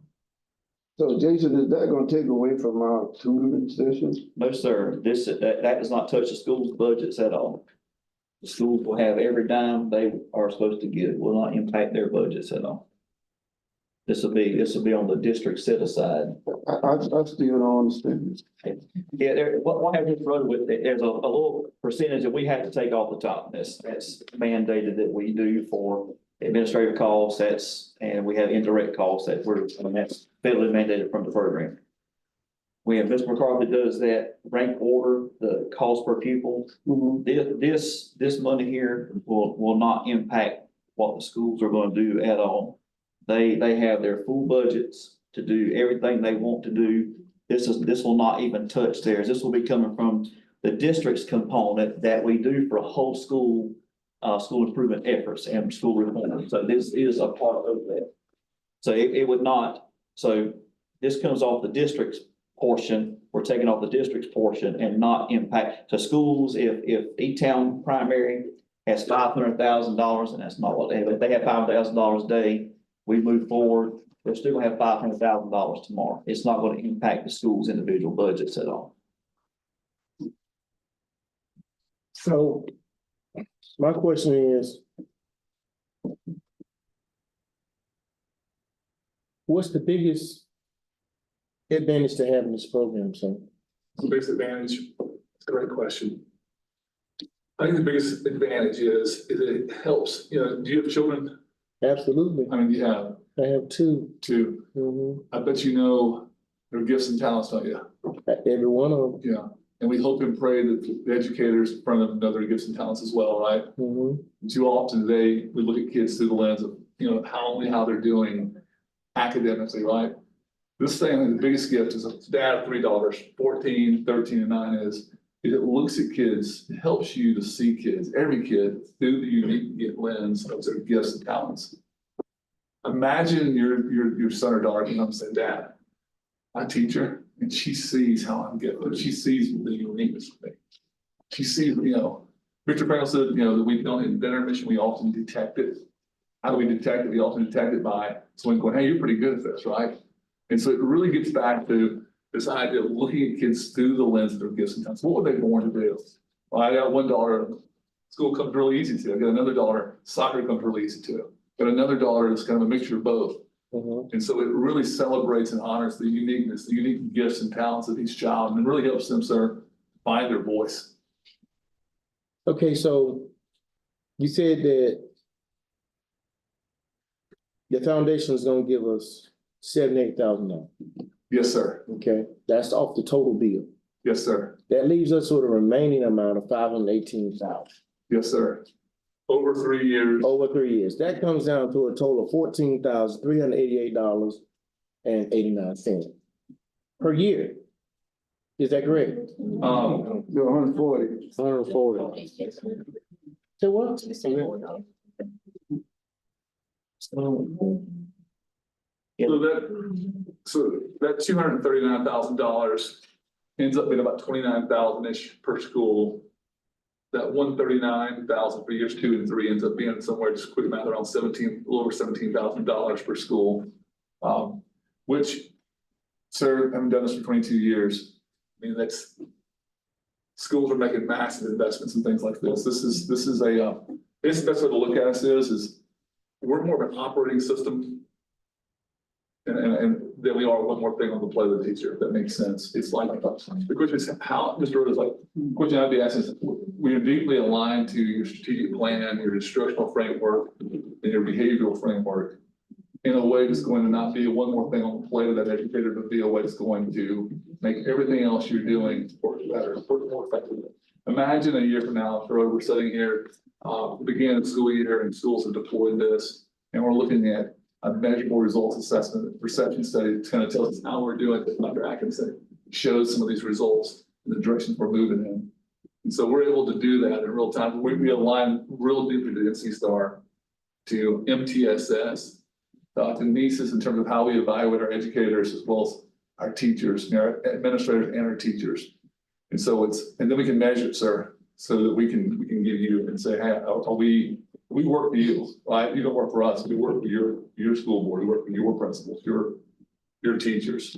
And so, what other questions, sir? You say you met with the principal? Yes, sir. Everyone but Mr. Goodwin on the KA.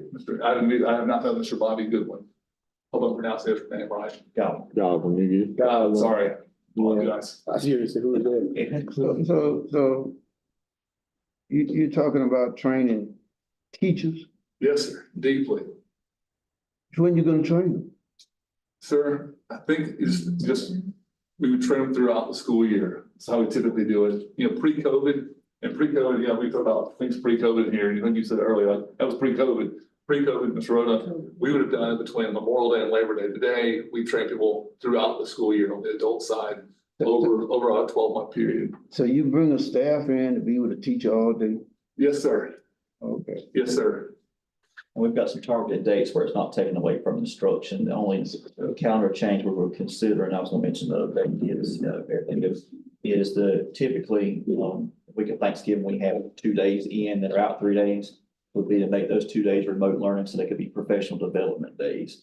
Because a lot of families, our attendance is down already. A lot of students are already traveling anyway, so they'll be able to continue their instruction. The rest will be on required teacher work days, which are already built into the calendar. So we would be taking away anything we'll be taking folks out of the building. The only time will be when the small action team meets like a half day, once in the fall, once in the spring, but it would not take folks out of the classroom to participate in the training. So this is virtual training? No, sir, they'll be in It's person. live and in person, yes, sir. So we've got coaches that come in, sir, to your school and so one of the contents that Dr. Atkinson shared was the 7 habits of highly effective people. We deep dive your folks into the principles behind the habits. Probably the most beautiful part of that day is not even the content, but the conversations that the adults begin to have. Common sense principles are no really common practice, right? And so they begin to look at themselves and their kids and the families they serve through a different lens. Leadership is not so much about doing one more things is about seeing people differently through a different lens. Through the lens of leadership. Like leadership's not a title or position, it's a choice, right? Potential, it's not, some kids have gifts, it's all kids have genius. Can our teachers tell you the gifts and talents, right? Change, it's another paradigm. Change, it's like the idea of, some people say today, I'll change when Raleigh changes, I'll change when you change to the district. But this is what God does, people change that we want to see in this world, right? The teacher right in front of those kids.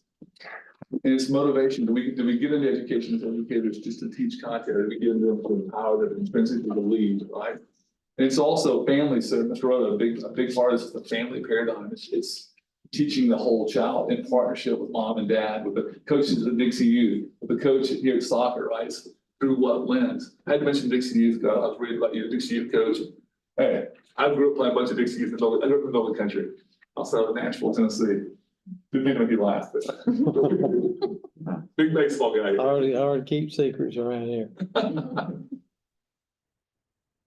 The only thing I have problem with, I just don't see how it fit in with Title I. I just don't see that. Well, survey helps. Did you survey the teachers that he met? I'm sorry. Did you survey the teachers that he met to see how they felt about it? Well, our administrators have been at the table. We haven't had anybody in yet. All of our administrators, all of our principals, it was unanimous that we move forward with this. That's something they said we need. I mean, All the principals said they knew. all our principals said we need, yes. And our community don't know anything about it. Well, the goal and the engagement is to, Yeah, so Mr. Rhoda, you asked about, Title I, 60% of schools domestically are Title I schools, they use Title I. They were the, if you go back to the process, first they codified, those were the only schools that could afford the process, that were Title I schools. Family wise, I'll tell you this, just, do y'all remember the Atlanta public schools cheating scandal a long time ago? Yeah, where they went to jail for cheating. Yeah, so we got to work in some of those schools. And they said, how are you guys gonna work in these schools? We said, we're gonna start with, we're not, we're an inside out framework. We can't go to the home, right? But all we can go to is that adult educator. So we went to adult educators, went to their kids. We started doing community involvement. DH Stanton was one of those schools. And it was like, it's some really crazy things going on. And we said, hey, this is gonna be an inside out approach. And once the families realized that we were for these children, we were deeply for them, right? It started living model. It started people that were second, third generation in these communities were like, this is what my school used to be like. This is what it needs to be like, right? And so it really deeply honors your parents. And as a parent, I want my kids' education. I want to be involved with that as well. But it's really much an inside out. You've got to get to the teacher who then gets to the student. The student goes and lives and models it. And then that helps us really impact mom and dad. The schools that you've actually been, that this program is being put in, that you guys have actually worked with. Yes, sir.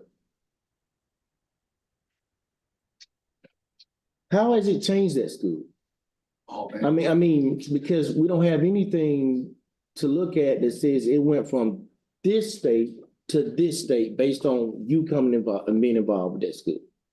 Sir, I've shared a ton of data with Dr. Atkins, and Jones County is one of those examples. But you shared it with Dr. Atkinson, who ain't sharing it with the board Dr. members. Atkinson emailed the board that information that came from Mr. Smith. Okay, well, I don't think I got that You in. did, everybody received that. I emailed that to everybody, Okay, well, all 9 board members. Anything I have, all of you get it. okay, I'll send it to- at the end of the day, Yes, sir. at the end of the day, go ahead and elaborate on that, sir. We're not gonna About the research. entertain that. So, man, hey, having this for 2 years, imagine trying to go and share this when you don't have research, like not qualitative, quantitative research. I used to have to do that, right? Where the only way we knew it was working was you can go into one school and you go as a parent and go, my kid's doing better academically, my kid's doing better socially, emotionally. Today, there's over like 30, the research is just immense. We're now in over 7,000 schools around the world. I would have never believed that in today's, now we have entire states, Georgia, again, making a massive reinvestment around the whole state for $15 million. Yeah, they got more money than we got. Sir, More money than we got. I'll say this, I want this to be something that's a win for you. I'll tell you this, we're a terrible push, but we're a great pull. It's something for us to celebrate and honor you. And I want to honor you, sir. I want to honor your board. It's important that we treat you the way we want to be treated. If it's something that's gonna help the kids, I'm for it, but I just gotta see the need. I mean, that's the reason we sit here. It's 100% for them. I'd love to take you, if you want to go sometime, we'll go all over your great state of North Carolina, some great barbecue together, see some great schools, go talk to some great school board members and see it in action. I promise Mr. Davis, these kids will walk up to you and they'll go, hey, Mr. Davis, I'm Chad Smith, I'm a 3rd grader here, one of your senators, Chuck Edwards, used to be a local, state senator over in Western North Carolina. And he came into Henderson County, there was 2 schools over 10 years ago. And he said, why are you about to invest $200,000 of the state's money in this, just out of curiosity? And he goes, I own every McDonald's in Western North Carolina. And he goes, I can't find employees. This is forked out, I can't find employees anymore. And he goes, I went to these elementary schools and I've never seen kids walk up to me and approach me and go, hey, Ms. Johnson, I'm Chad Smith, 4th grade, be honored to show you my classroom. How are you doing? And they were making eye contact. And he goes, if we don't do things like this, and I'll tell you what else I know we know it works is is when you sit down with these CEOs, these chamber presidents, superintendents, they go, man, our drug policy is incredible. Our dropout rate, I mean, our attendance, our behavior, what the school board say to us, and they go, hey, we got the drug issue. We've got the absentee issue, we've got the behavior issue, right? This is, it's what CEOs say, if we don't do something about this, either we're gonna do it now or we won't have a chance to do it later. And so it's really been complimentary from that standpoint.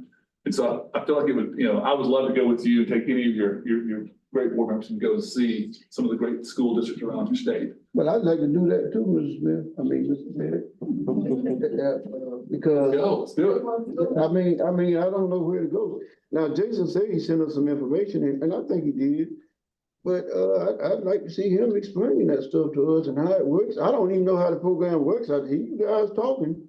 That's why we wanted Mr. Smith to come tonight and talk about it. Yeah, but I still don't know how it works.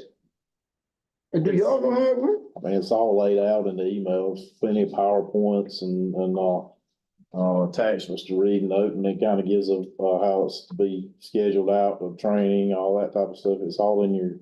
Yeah, but Who's Ellen Weaver, Jason? Ellen Weaver? She's state superintendent of South Carolina. Right, so there was an email sent on the 17th of June that gave us that, about her and her, there's a statement in here that says, Leader in Me is a proven example of what we seek to, platform, and I am fully committed to supporting its expansion in schools across our state in a strong collaborative partnership with local education, leaders. So, that's just an example from, the state of South Carolina, which was in the email that was sent over to us, on the, 17th of June. You want to go back and look at that. But it lays out, in the email that we have here with the attachments, it gives a schedule of how it's performed, how it's laid out, how it attacks everything inside the school. Each process. So it's there, it's available. And you have to read it to understand it, and what it's looking like. I mean, I'm just sitting here listening to how positive it is. And in this school and environment that we live in today, there needs to be a lot more positivity inside our schools. This is a great, just the program itself is based off, getting the greatest potential out of your kids. There's some kids that may come forward that you never think. And I think to your point, Chad, we always categorize things, or we look at kids in different ways, but there's so much talent out there, and it doesn't matter what background they come from, what their home life's like, and we're bad for stereotyping and different things, inside our schools, I'm sure, as teachers, but these are segues for kids to, announce who they are, announce, what they can perform and how they can perform. And I think it's just a little bit embarrassing to sit here and us not understand what we're looking at, not what we're reading, because we don't take the time to read what some of these board dockets and the emails that are sent to us. We're sitting here asking a lot of questions. I get it and I understand it, but at some point we got to say, what's the best avenue for the kids? And I'm looking at a different state, and we've got a list of schools here that's been listed, but you got a state of South Carolina that's probably bigger than North Carolina that's investing, 3 times the amount of money in something. Apparently that's already been proven to be successful inside of schools, whether it be low performing, high performing, whatever. Leaders, great point that you said.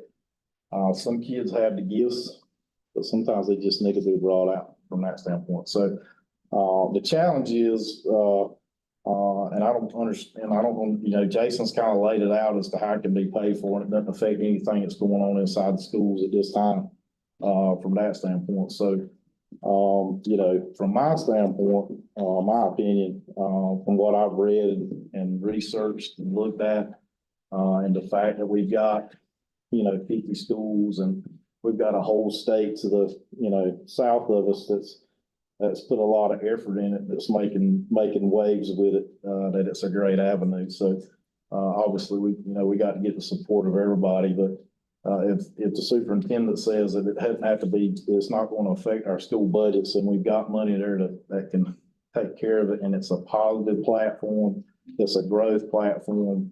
It's a ROI platform, return of investment in our kids in our schools.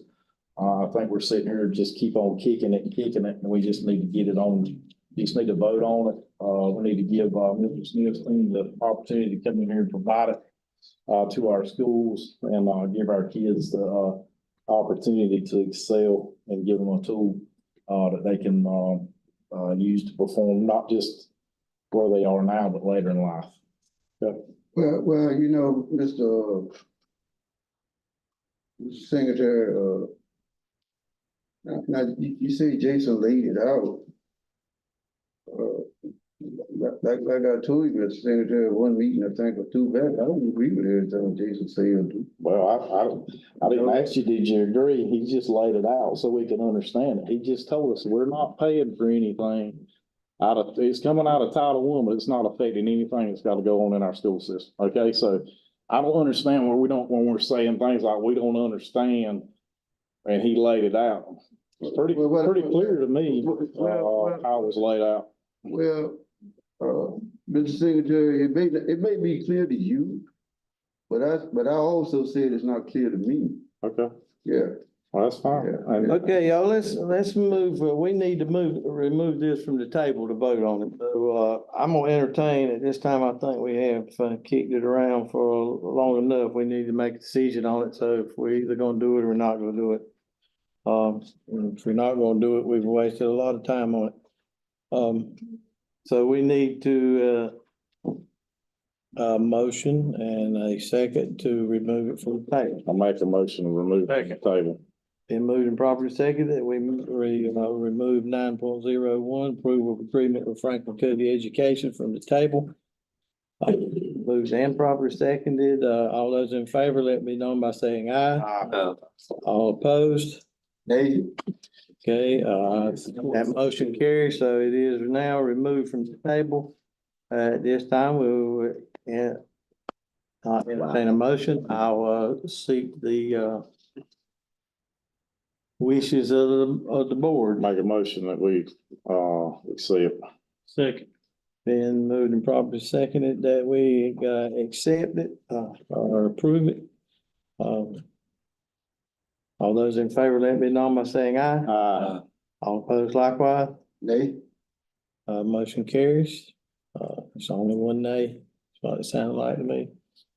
So, 9.01 has been Thank approved. you all. Thanks Thanks, for you all's partner. Yes, sir. Appreciate you. Yes, sir.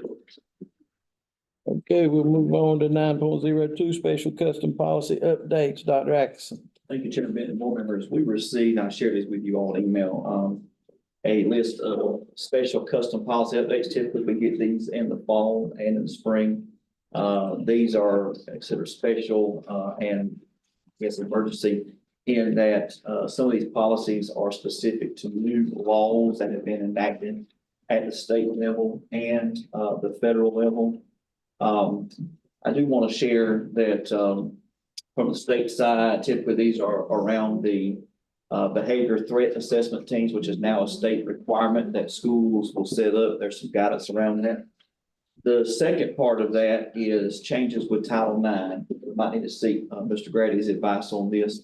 One thing that came from Adam Miller, who is one of the staff attorneys at the School Board Association, did want to be transparent with this as relates to Title IX and say that there are some things that are complicated. It has passed, but there are some pending lawsuits regarding and challenging the regulations. One, they did mention that at the time North Carolina was not in that lawsuit, but there was organizations. The three organizations are Moms for Liberty, the Young Americans Foundation, and Female Athletes United, who filed a lawsuit in Kansas and 4 states. It says the district court judge ruled in the case 2 weeks prior to this, prohibiting the enforcement of those, and that in schools attended by members of Young Americans Foundation and Female Athletes United, as well as in schools attended by the children of members of Moms of Liberty. I do not know these groups, but they did caution that there were districts that may have organizations that are, and says we are aware the number of school districts in North Carolina will be affected.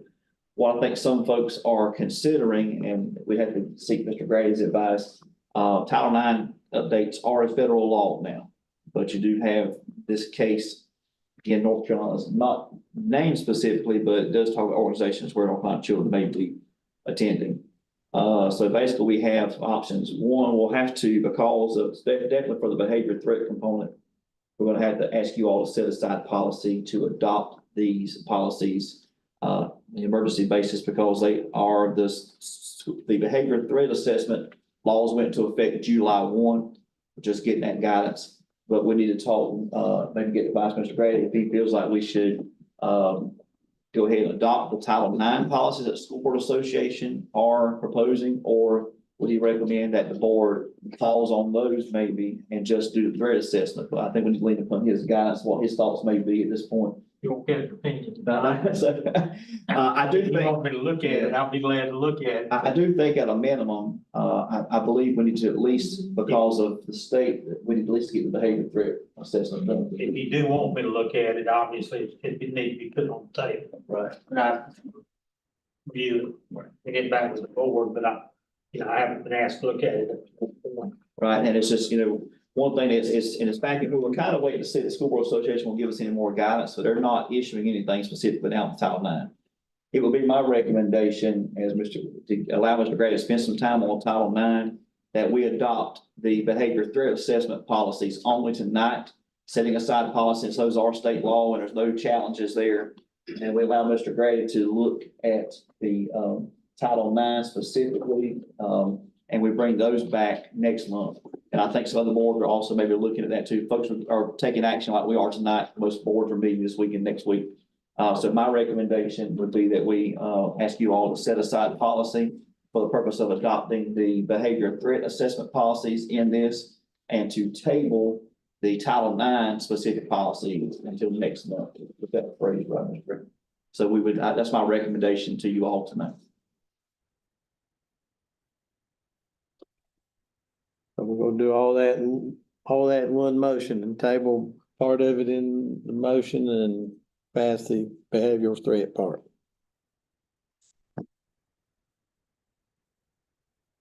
Okay, well, I'll entertain a motion to that effect. So moved. Sorry. Been moving proper seconded. Is there any discussion?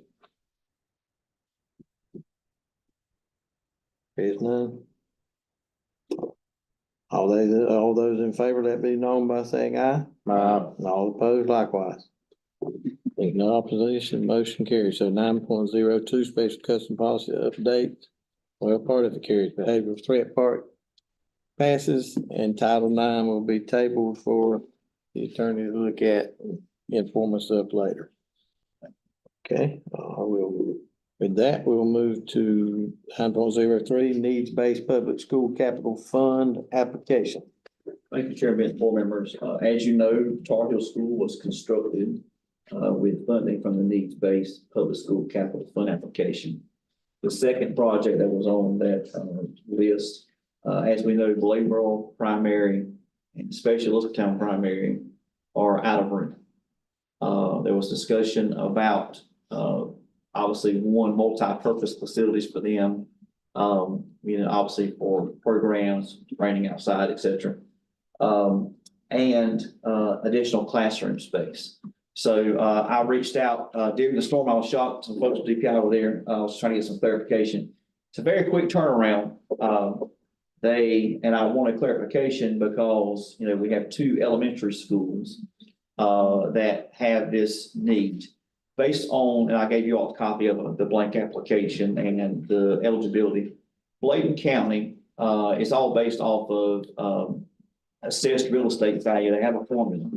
Bladen County, it lets you know whether you have to have a match or not. So Bladen County, for any projects we would apply for would require a 5% match.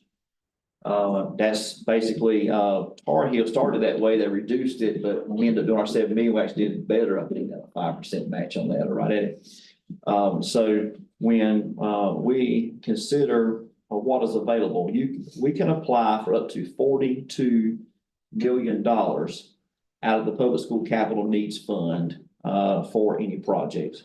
I reached out to Nathan Mahone, and finally got us a response relatively quickly. Other things, we've taken quite a while. I asked the question that if the board was to consider what was in our planning for that, because when I looked at the application, it was kind of specific to one school. He said that you would have to submit a application for each project individually. My next question is, are we limited to one project application? He told me no, that if the two of them fell under or would fall in the guidance of that, we could actually submit both of those projects up to, both in elementary schools, up to $42 million to do that. So what this will require is obviously you all authorizing me to move forward with application process. Now, I'd have to try to get some rough numbers because we don't, obviously, we don't want to invest a lot until you know this is a possibility, because then you'll work through design phase, like we did with Tar Heel, design phase, architect, all that kind of thing. But trying to get some rough estimates. What we had discussed previously is multi-purpose space and 10 additional classrooms at Bladewell Primary. Elizabethtown Primary, our largest primary school, but they have a need also for cafeteria space. So as a part of their addition would be a new cafeteria, multi-purpose space, and 10 additional classrooms, and then being able to go to the previous cafeteria space and remodel it to add 2 to 4 more classrooms in that particular space, potentially, or more, depending on, making even a large, 2 larger rooms or whatever the board's desire would be. What has to happen is that the county commissioners would have to agree to provide the 5% match. Now, we requested that as a part of our budget message, although no action was taken on that. We said that we would like them to consider any match for the public school needs-based capital fund. And we was watching the radar to see, and so we are eligible. Fast turnaround applications just came out first of the month. They're due September 13th. What this application also requires is if you all allow me to move forward with applying for both of those 2 schools and those needs, and us trying to get a rough budget. My plan is to try, I think we need to maximize the 42 million, and ask for it, and if we don't use it, a little better. Because none of us, without having a design, would know exactly. Tar Heel budget was the 40 million plus 7 million local 47. So we know we're not building a whole new school, basically doing 2 additions, but the way cost of things are now. What that would do is if you authorize tonight, I would work this week to get those ready, and then come to the plan to appear before the county commissioners to ask their support for the 5% match, to endorse the application, because the chair of the county commissioners also has to sign the application. And then it has to be in to Raleigh by September 13th. I think with Tar Heel's application, we drove that rascal up there to make us, certain things can happen. I think that it's an opportunity, just like with Tar Heel, you're addressing needs at 2 facilities. That this will allow us to help overcrowding, and as a part of our other plan, we were talking about return 5th grade back to the primary school. Parents have been so happy at the elementary schools where 5th grade has been at, because developmentally, and I believe teachers and administrators would agree, it's hard to have 5th graders in a middle school setting.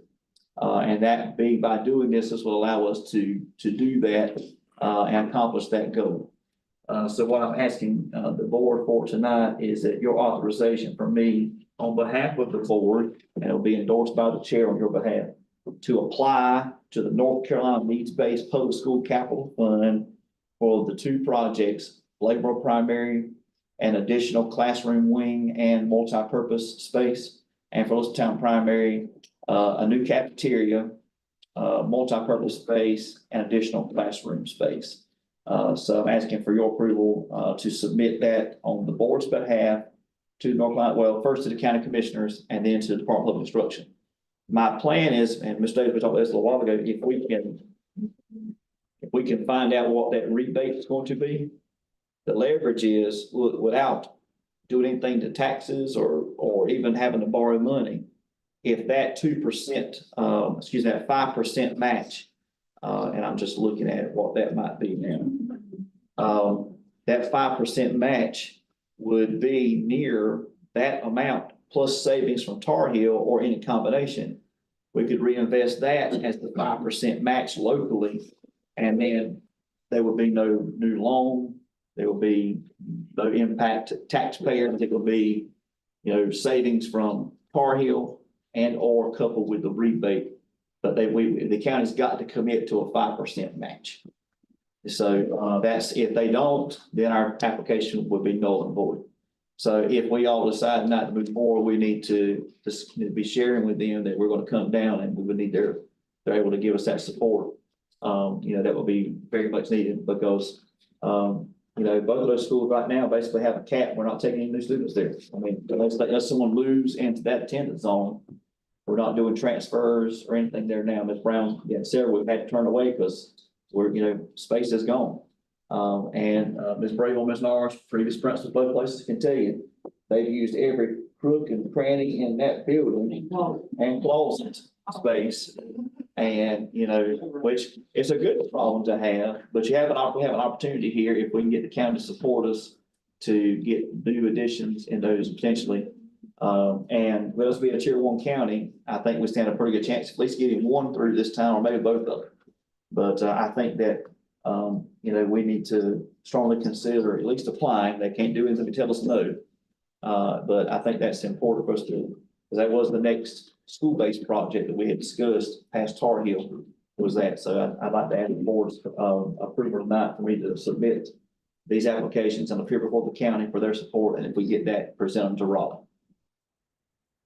I'll make a motion that we allow Dr. Axon to move forward with the grant application process and bring it before the county commission for review so we can move forward. I'll second. Okay, been moved and properly seconded. Is there any discussion?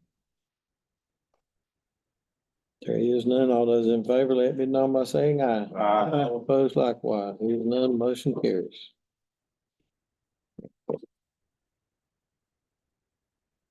Okay, at this time, I'd like to entertain a motion that we go into closed session for the purpose of discussing personnel as per NCGS 143.3. To consult with an attorney if needed as per NCGS 143.3 and to discuss student reassignment and student discipline as per the 1974 Family Rights and Privacy Act. So moved. Second. Moved and properly seconded. All those in favor, let it be known by saying aye. Aye. All opposed likewise. There is none, motion carries. We're now in executive session. So we return soon, I hope.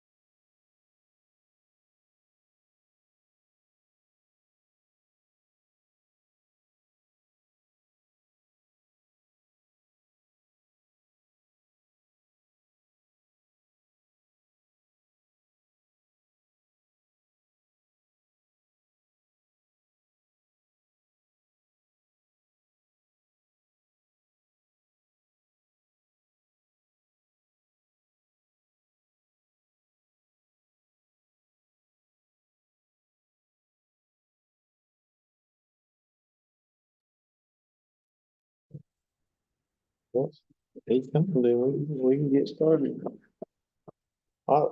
This time I'd like to entertain a motion that we come out of executive session. Second. Then move the proper second that we come out of executive session. All those in favor, let it be known by saying aye. Aye. All opposed likewise. No opposition, motion carries. We're now back in open session. Okay, this time I would like to entertain a motion that we accept our personnel action item as amended. Second. Moving proper second, we accept our personnel action item as amended, is there any discussion? Here's none, all those in favor, let it be known by saying aye. Aye. Opposed likewise. Here's none, motion carries. Okay, personnel action item has been accepted. At this time, we'll move on to number 12. Matters of interest of board members. Dr. Atkinson, I have a few questions. We were talking about the needs-based capital fund application. I don't have a problem with that at all. Obviously, it's been voted and moved and all that. That's great. I voted for it. But, you know, for, well, almost the whole time I've been on the board now, we've been talking about redistricting. Why can't we do both in unison? Well, and actually, that's something that we kind of talked about a little bit in the spring, talking about East Arcadia and everything like that. So part of this work, this will benefit the redistricting and get the fifth grade back at the primary level. So this will be a part of that. So the goal would be, this would move the fifth grade back into the elementary. So all of our elementary schools would have fifth grade. And then we could look at even redistrict, because the goal would be, you don't want to put it up and then it get full. So the goal will be, if you build it, work the redistricting, still have some space available in that, because that's the same kind of thing with Tar Heel. If we'd left that original plan, how it would have been, we would have been 6 classrooms short, but we had 220 with room to grow. So the goal also is to put it where it could even be expanded beyond what it would be. So yeah, that's part of that plan is to get those, if we can get those in. I mean, and even if they don't, we might could look at some temporary type buildings potentially to kind of foresee that through, and maybe put some things into action to start off for the 25-26 school year. All right, the other thing, we've talked about a lot of salary studies. We've gone anywhere with that? You or Miss Harrison? No, well, I take that back. I did call and talk to a group about salary studies. And they were gonna come in and do it. It's very expensive. They were supposed to get back with me. I've not heard back from them. Well, in the meantime, the state is doing a salary study. Oh, okay. So they have started sending down portions of it. Like we have a salary scale that they are looking at as far as the state level is. Talking to all the finance officers across the state, everybody's kind of waiting to see what the state does instead of spending $30,000 to have a salary study done. Gotcha. I know last year, appreciate that, Ms. Harrison. You're welcome. I know that last year, prior to school starting, you know, we had a lot of problems with air conditioners. I don't know the truth in it, but I hear we're having some now. I don't know how many we're having, but is Mr. Lennon here? Do you know how we're doing on them? I mean, do we have enough people? We Have enough people? got most of them under control, but this last storm that came through, about 10. So we're back to work. So, Inhumans. What schools are those at? I know you probably don't know at top of your head. Labor. Eton Primary. West Blade, and there's one more, but I can't remember exactly. Some of them have one or two. I know the one at Labor Primary, the office, we did get that one. It's up to the board. We got the parts for it. so do we have enough people to work on air conditioners? We got to do the air conditioning. And all the whole school system. So if we only have one guy to do it, and he's dealing with all these problems, we have nobody on the backside able to do preventative maintenance to them as we're going throughout the year, correct? So if we don't do preventative maintenance, we're gonna continue having these problems. I mean, he changed the filters and all of that, and that's what he talked about. that's been done. Problem has been over the years, it's been neglected. Some of these units are probably overgrown. So it's just, they get burnt out with that extreme heat we had last month, it took a toll on them. So some of them some of them was not fixable, we had to replace them with whole units, and they just burn out.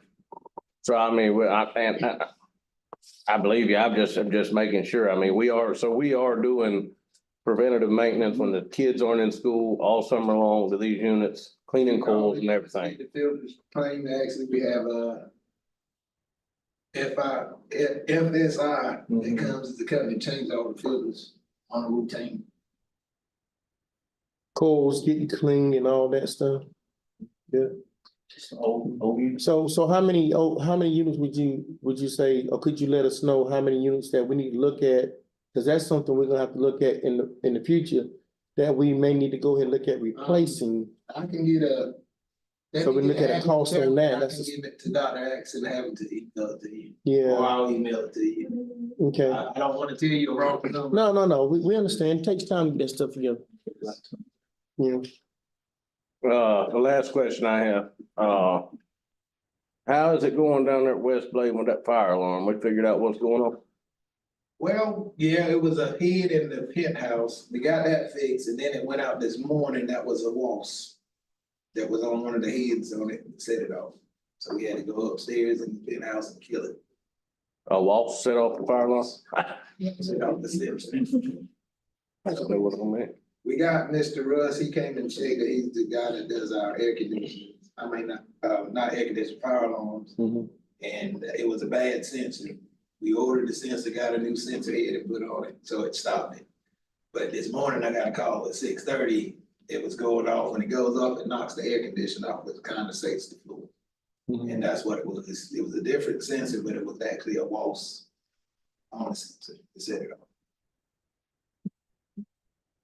Thank you for identifying that problem and getting on top of that. Appreciate that. I got one more. I promise it's it. I know you gotta go. I asked the question earlier, do we have enough people working on air conditioner units? Or I didn't say this, but I'm gonna say it now, qualified to. And the reason for that is if we've got 10 air units out and we've got him working on 10 units, you said there was one guy, right? We have him working on 10 units. Well, what happens if we got something with these units over here going down? I mean, I know we're having a problem in the county with money and hiring people, but we really need to look at maybe getting another HVAC guy. Well, part of that is that's all local paid and we've got not a dime more in local budget. Now, one thing we're having to do is do some contracted services all we can, but I mean, and I tell you, for Ms. Harrison could tell you, and Mr. Lennon could tell you, for school system pay, they're not gonna work for school systems, they're gonna work for private business, they make a whole lot more money. So it's hard to get someone licensed that will be on your staff because they have options and they can make a whole lot more money. That's just like trying to get teachers. Every position, people are paying a whole lot more out in the business world than we can. That's where they're going. Well, again, as far as resources for that kind of stuff, and Mr. Lennon knows exactly who I'm talking about. We have a licensed AC guy that we probably can get you the info. We probably can get him to come and help us out. He's done units all over the state, and I mean big units.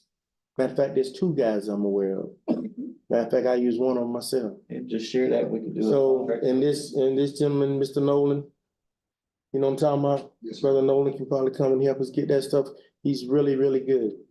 And when we have those issues in those units and our guy can't get to it, he can subsidize that stuff. He can help us out. We can do a contract. Let's get that to him, earlier. Now, I have one for you because I know you gotta go. Jason, where are we at on the SROs?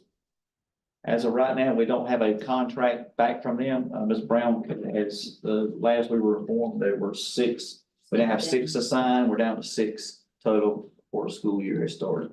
Oh my. So we still haven't fixed that problem. Well, we don't even have a contract agreement now because our original contract agreement was 12. That's why we have not brought one back because that we are half of where we were last year. Okay, so are they manning the school and we just paying them based on the old agreement? Is that what we're doing, those 6? Well, we would, Ms. Brown, you might speak to this because I know you talked with Sergeant Long.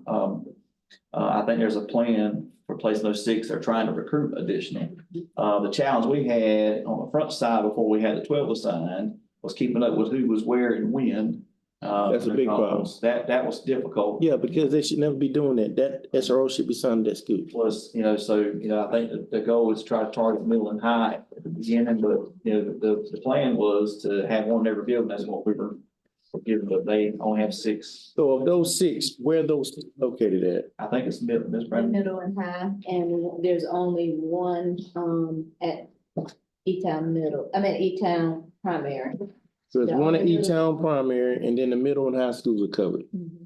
None of the other schools in the district are None of covered. the other elementary schools are covered at this point. Are we having them float from one school to the next? Yes, Or are they having deputies drop in and check on those schools? They gotta do something. They're a combination of both, but I mean, ideally, we have one in every building. And that's I why mean, really, a road deputy can't do anything in the school anyway.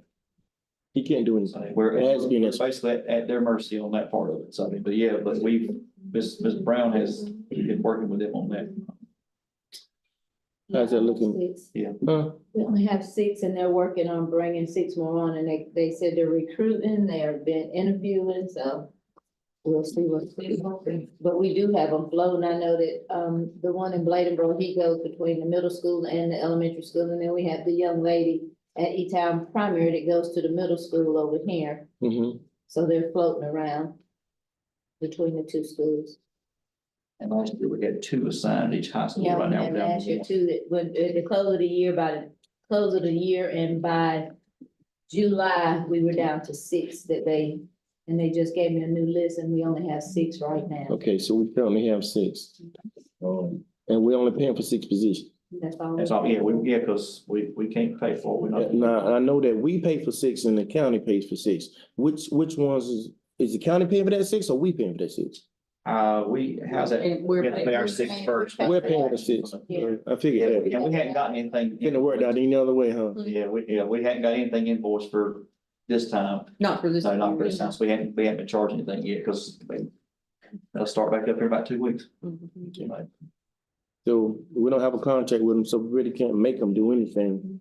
And even- Make sure when we do the contract, that we make those adjustments. Yeah, well, this previous contract had that we had all the 12 We positions. had all 12. Well, they had all 12 positions, but the jumping around from, he's over here, you know what I'm saying? They need assigned schools. And see, and Our our hands, school out the back of his hand. and I understand, I'm all, our hands are somewhat timed. I mean, they're contracted to us, but the sheriff is their supervisor. I understand that. That's. Totally understand it. I understand. Yeah, that's, I mean, but we've had a good relationship with Ms. Brown. And I can share the list with the new schools for this year because they provided me with the 6. Yeah, and we'll share that with you all. But what we also, I think we talked about this, also, if a position becomes open, they gotta have a backup plan.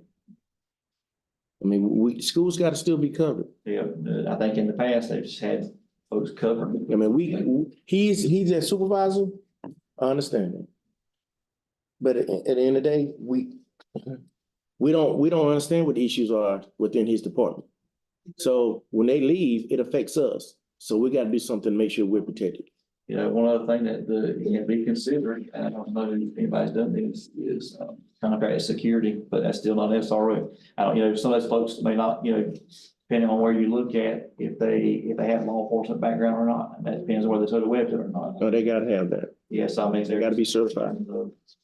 It's just, it's tough. I think they're fighting some of the same kind of things that we're paying people to. Any idea when we gonna know? That's the update that I just got They were interviewing. a week ago. So we get something well, Ms. Brown, get that list. I'll share that with y'all who's assigned where that we know now. And once we know more, we'll share it with you. Okay, all righty.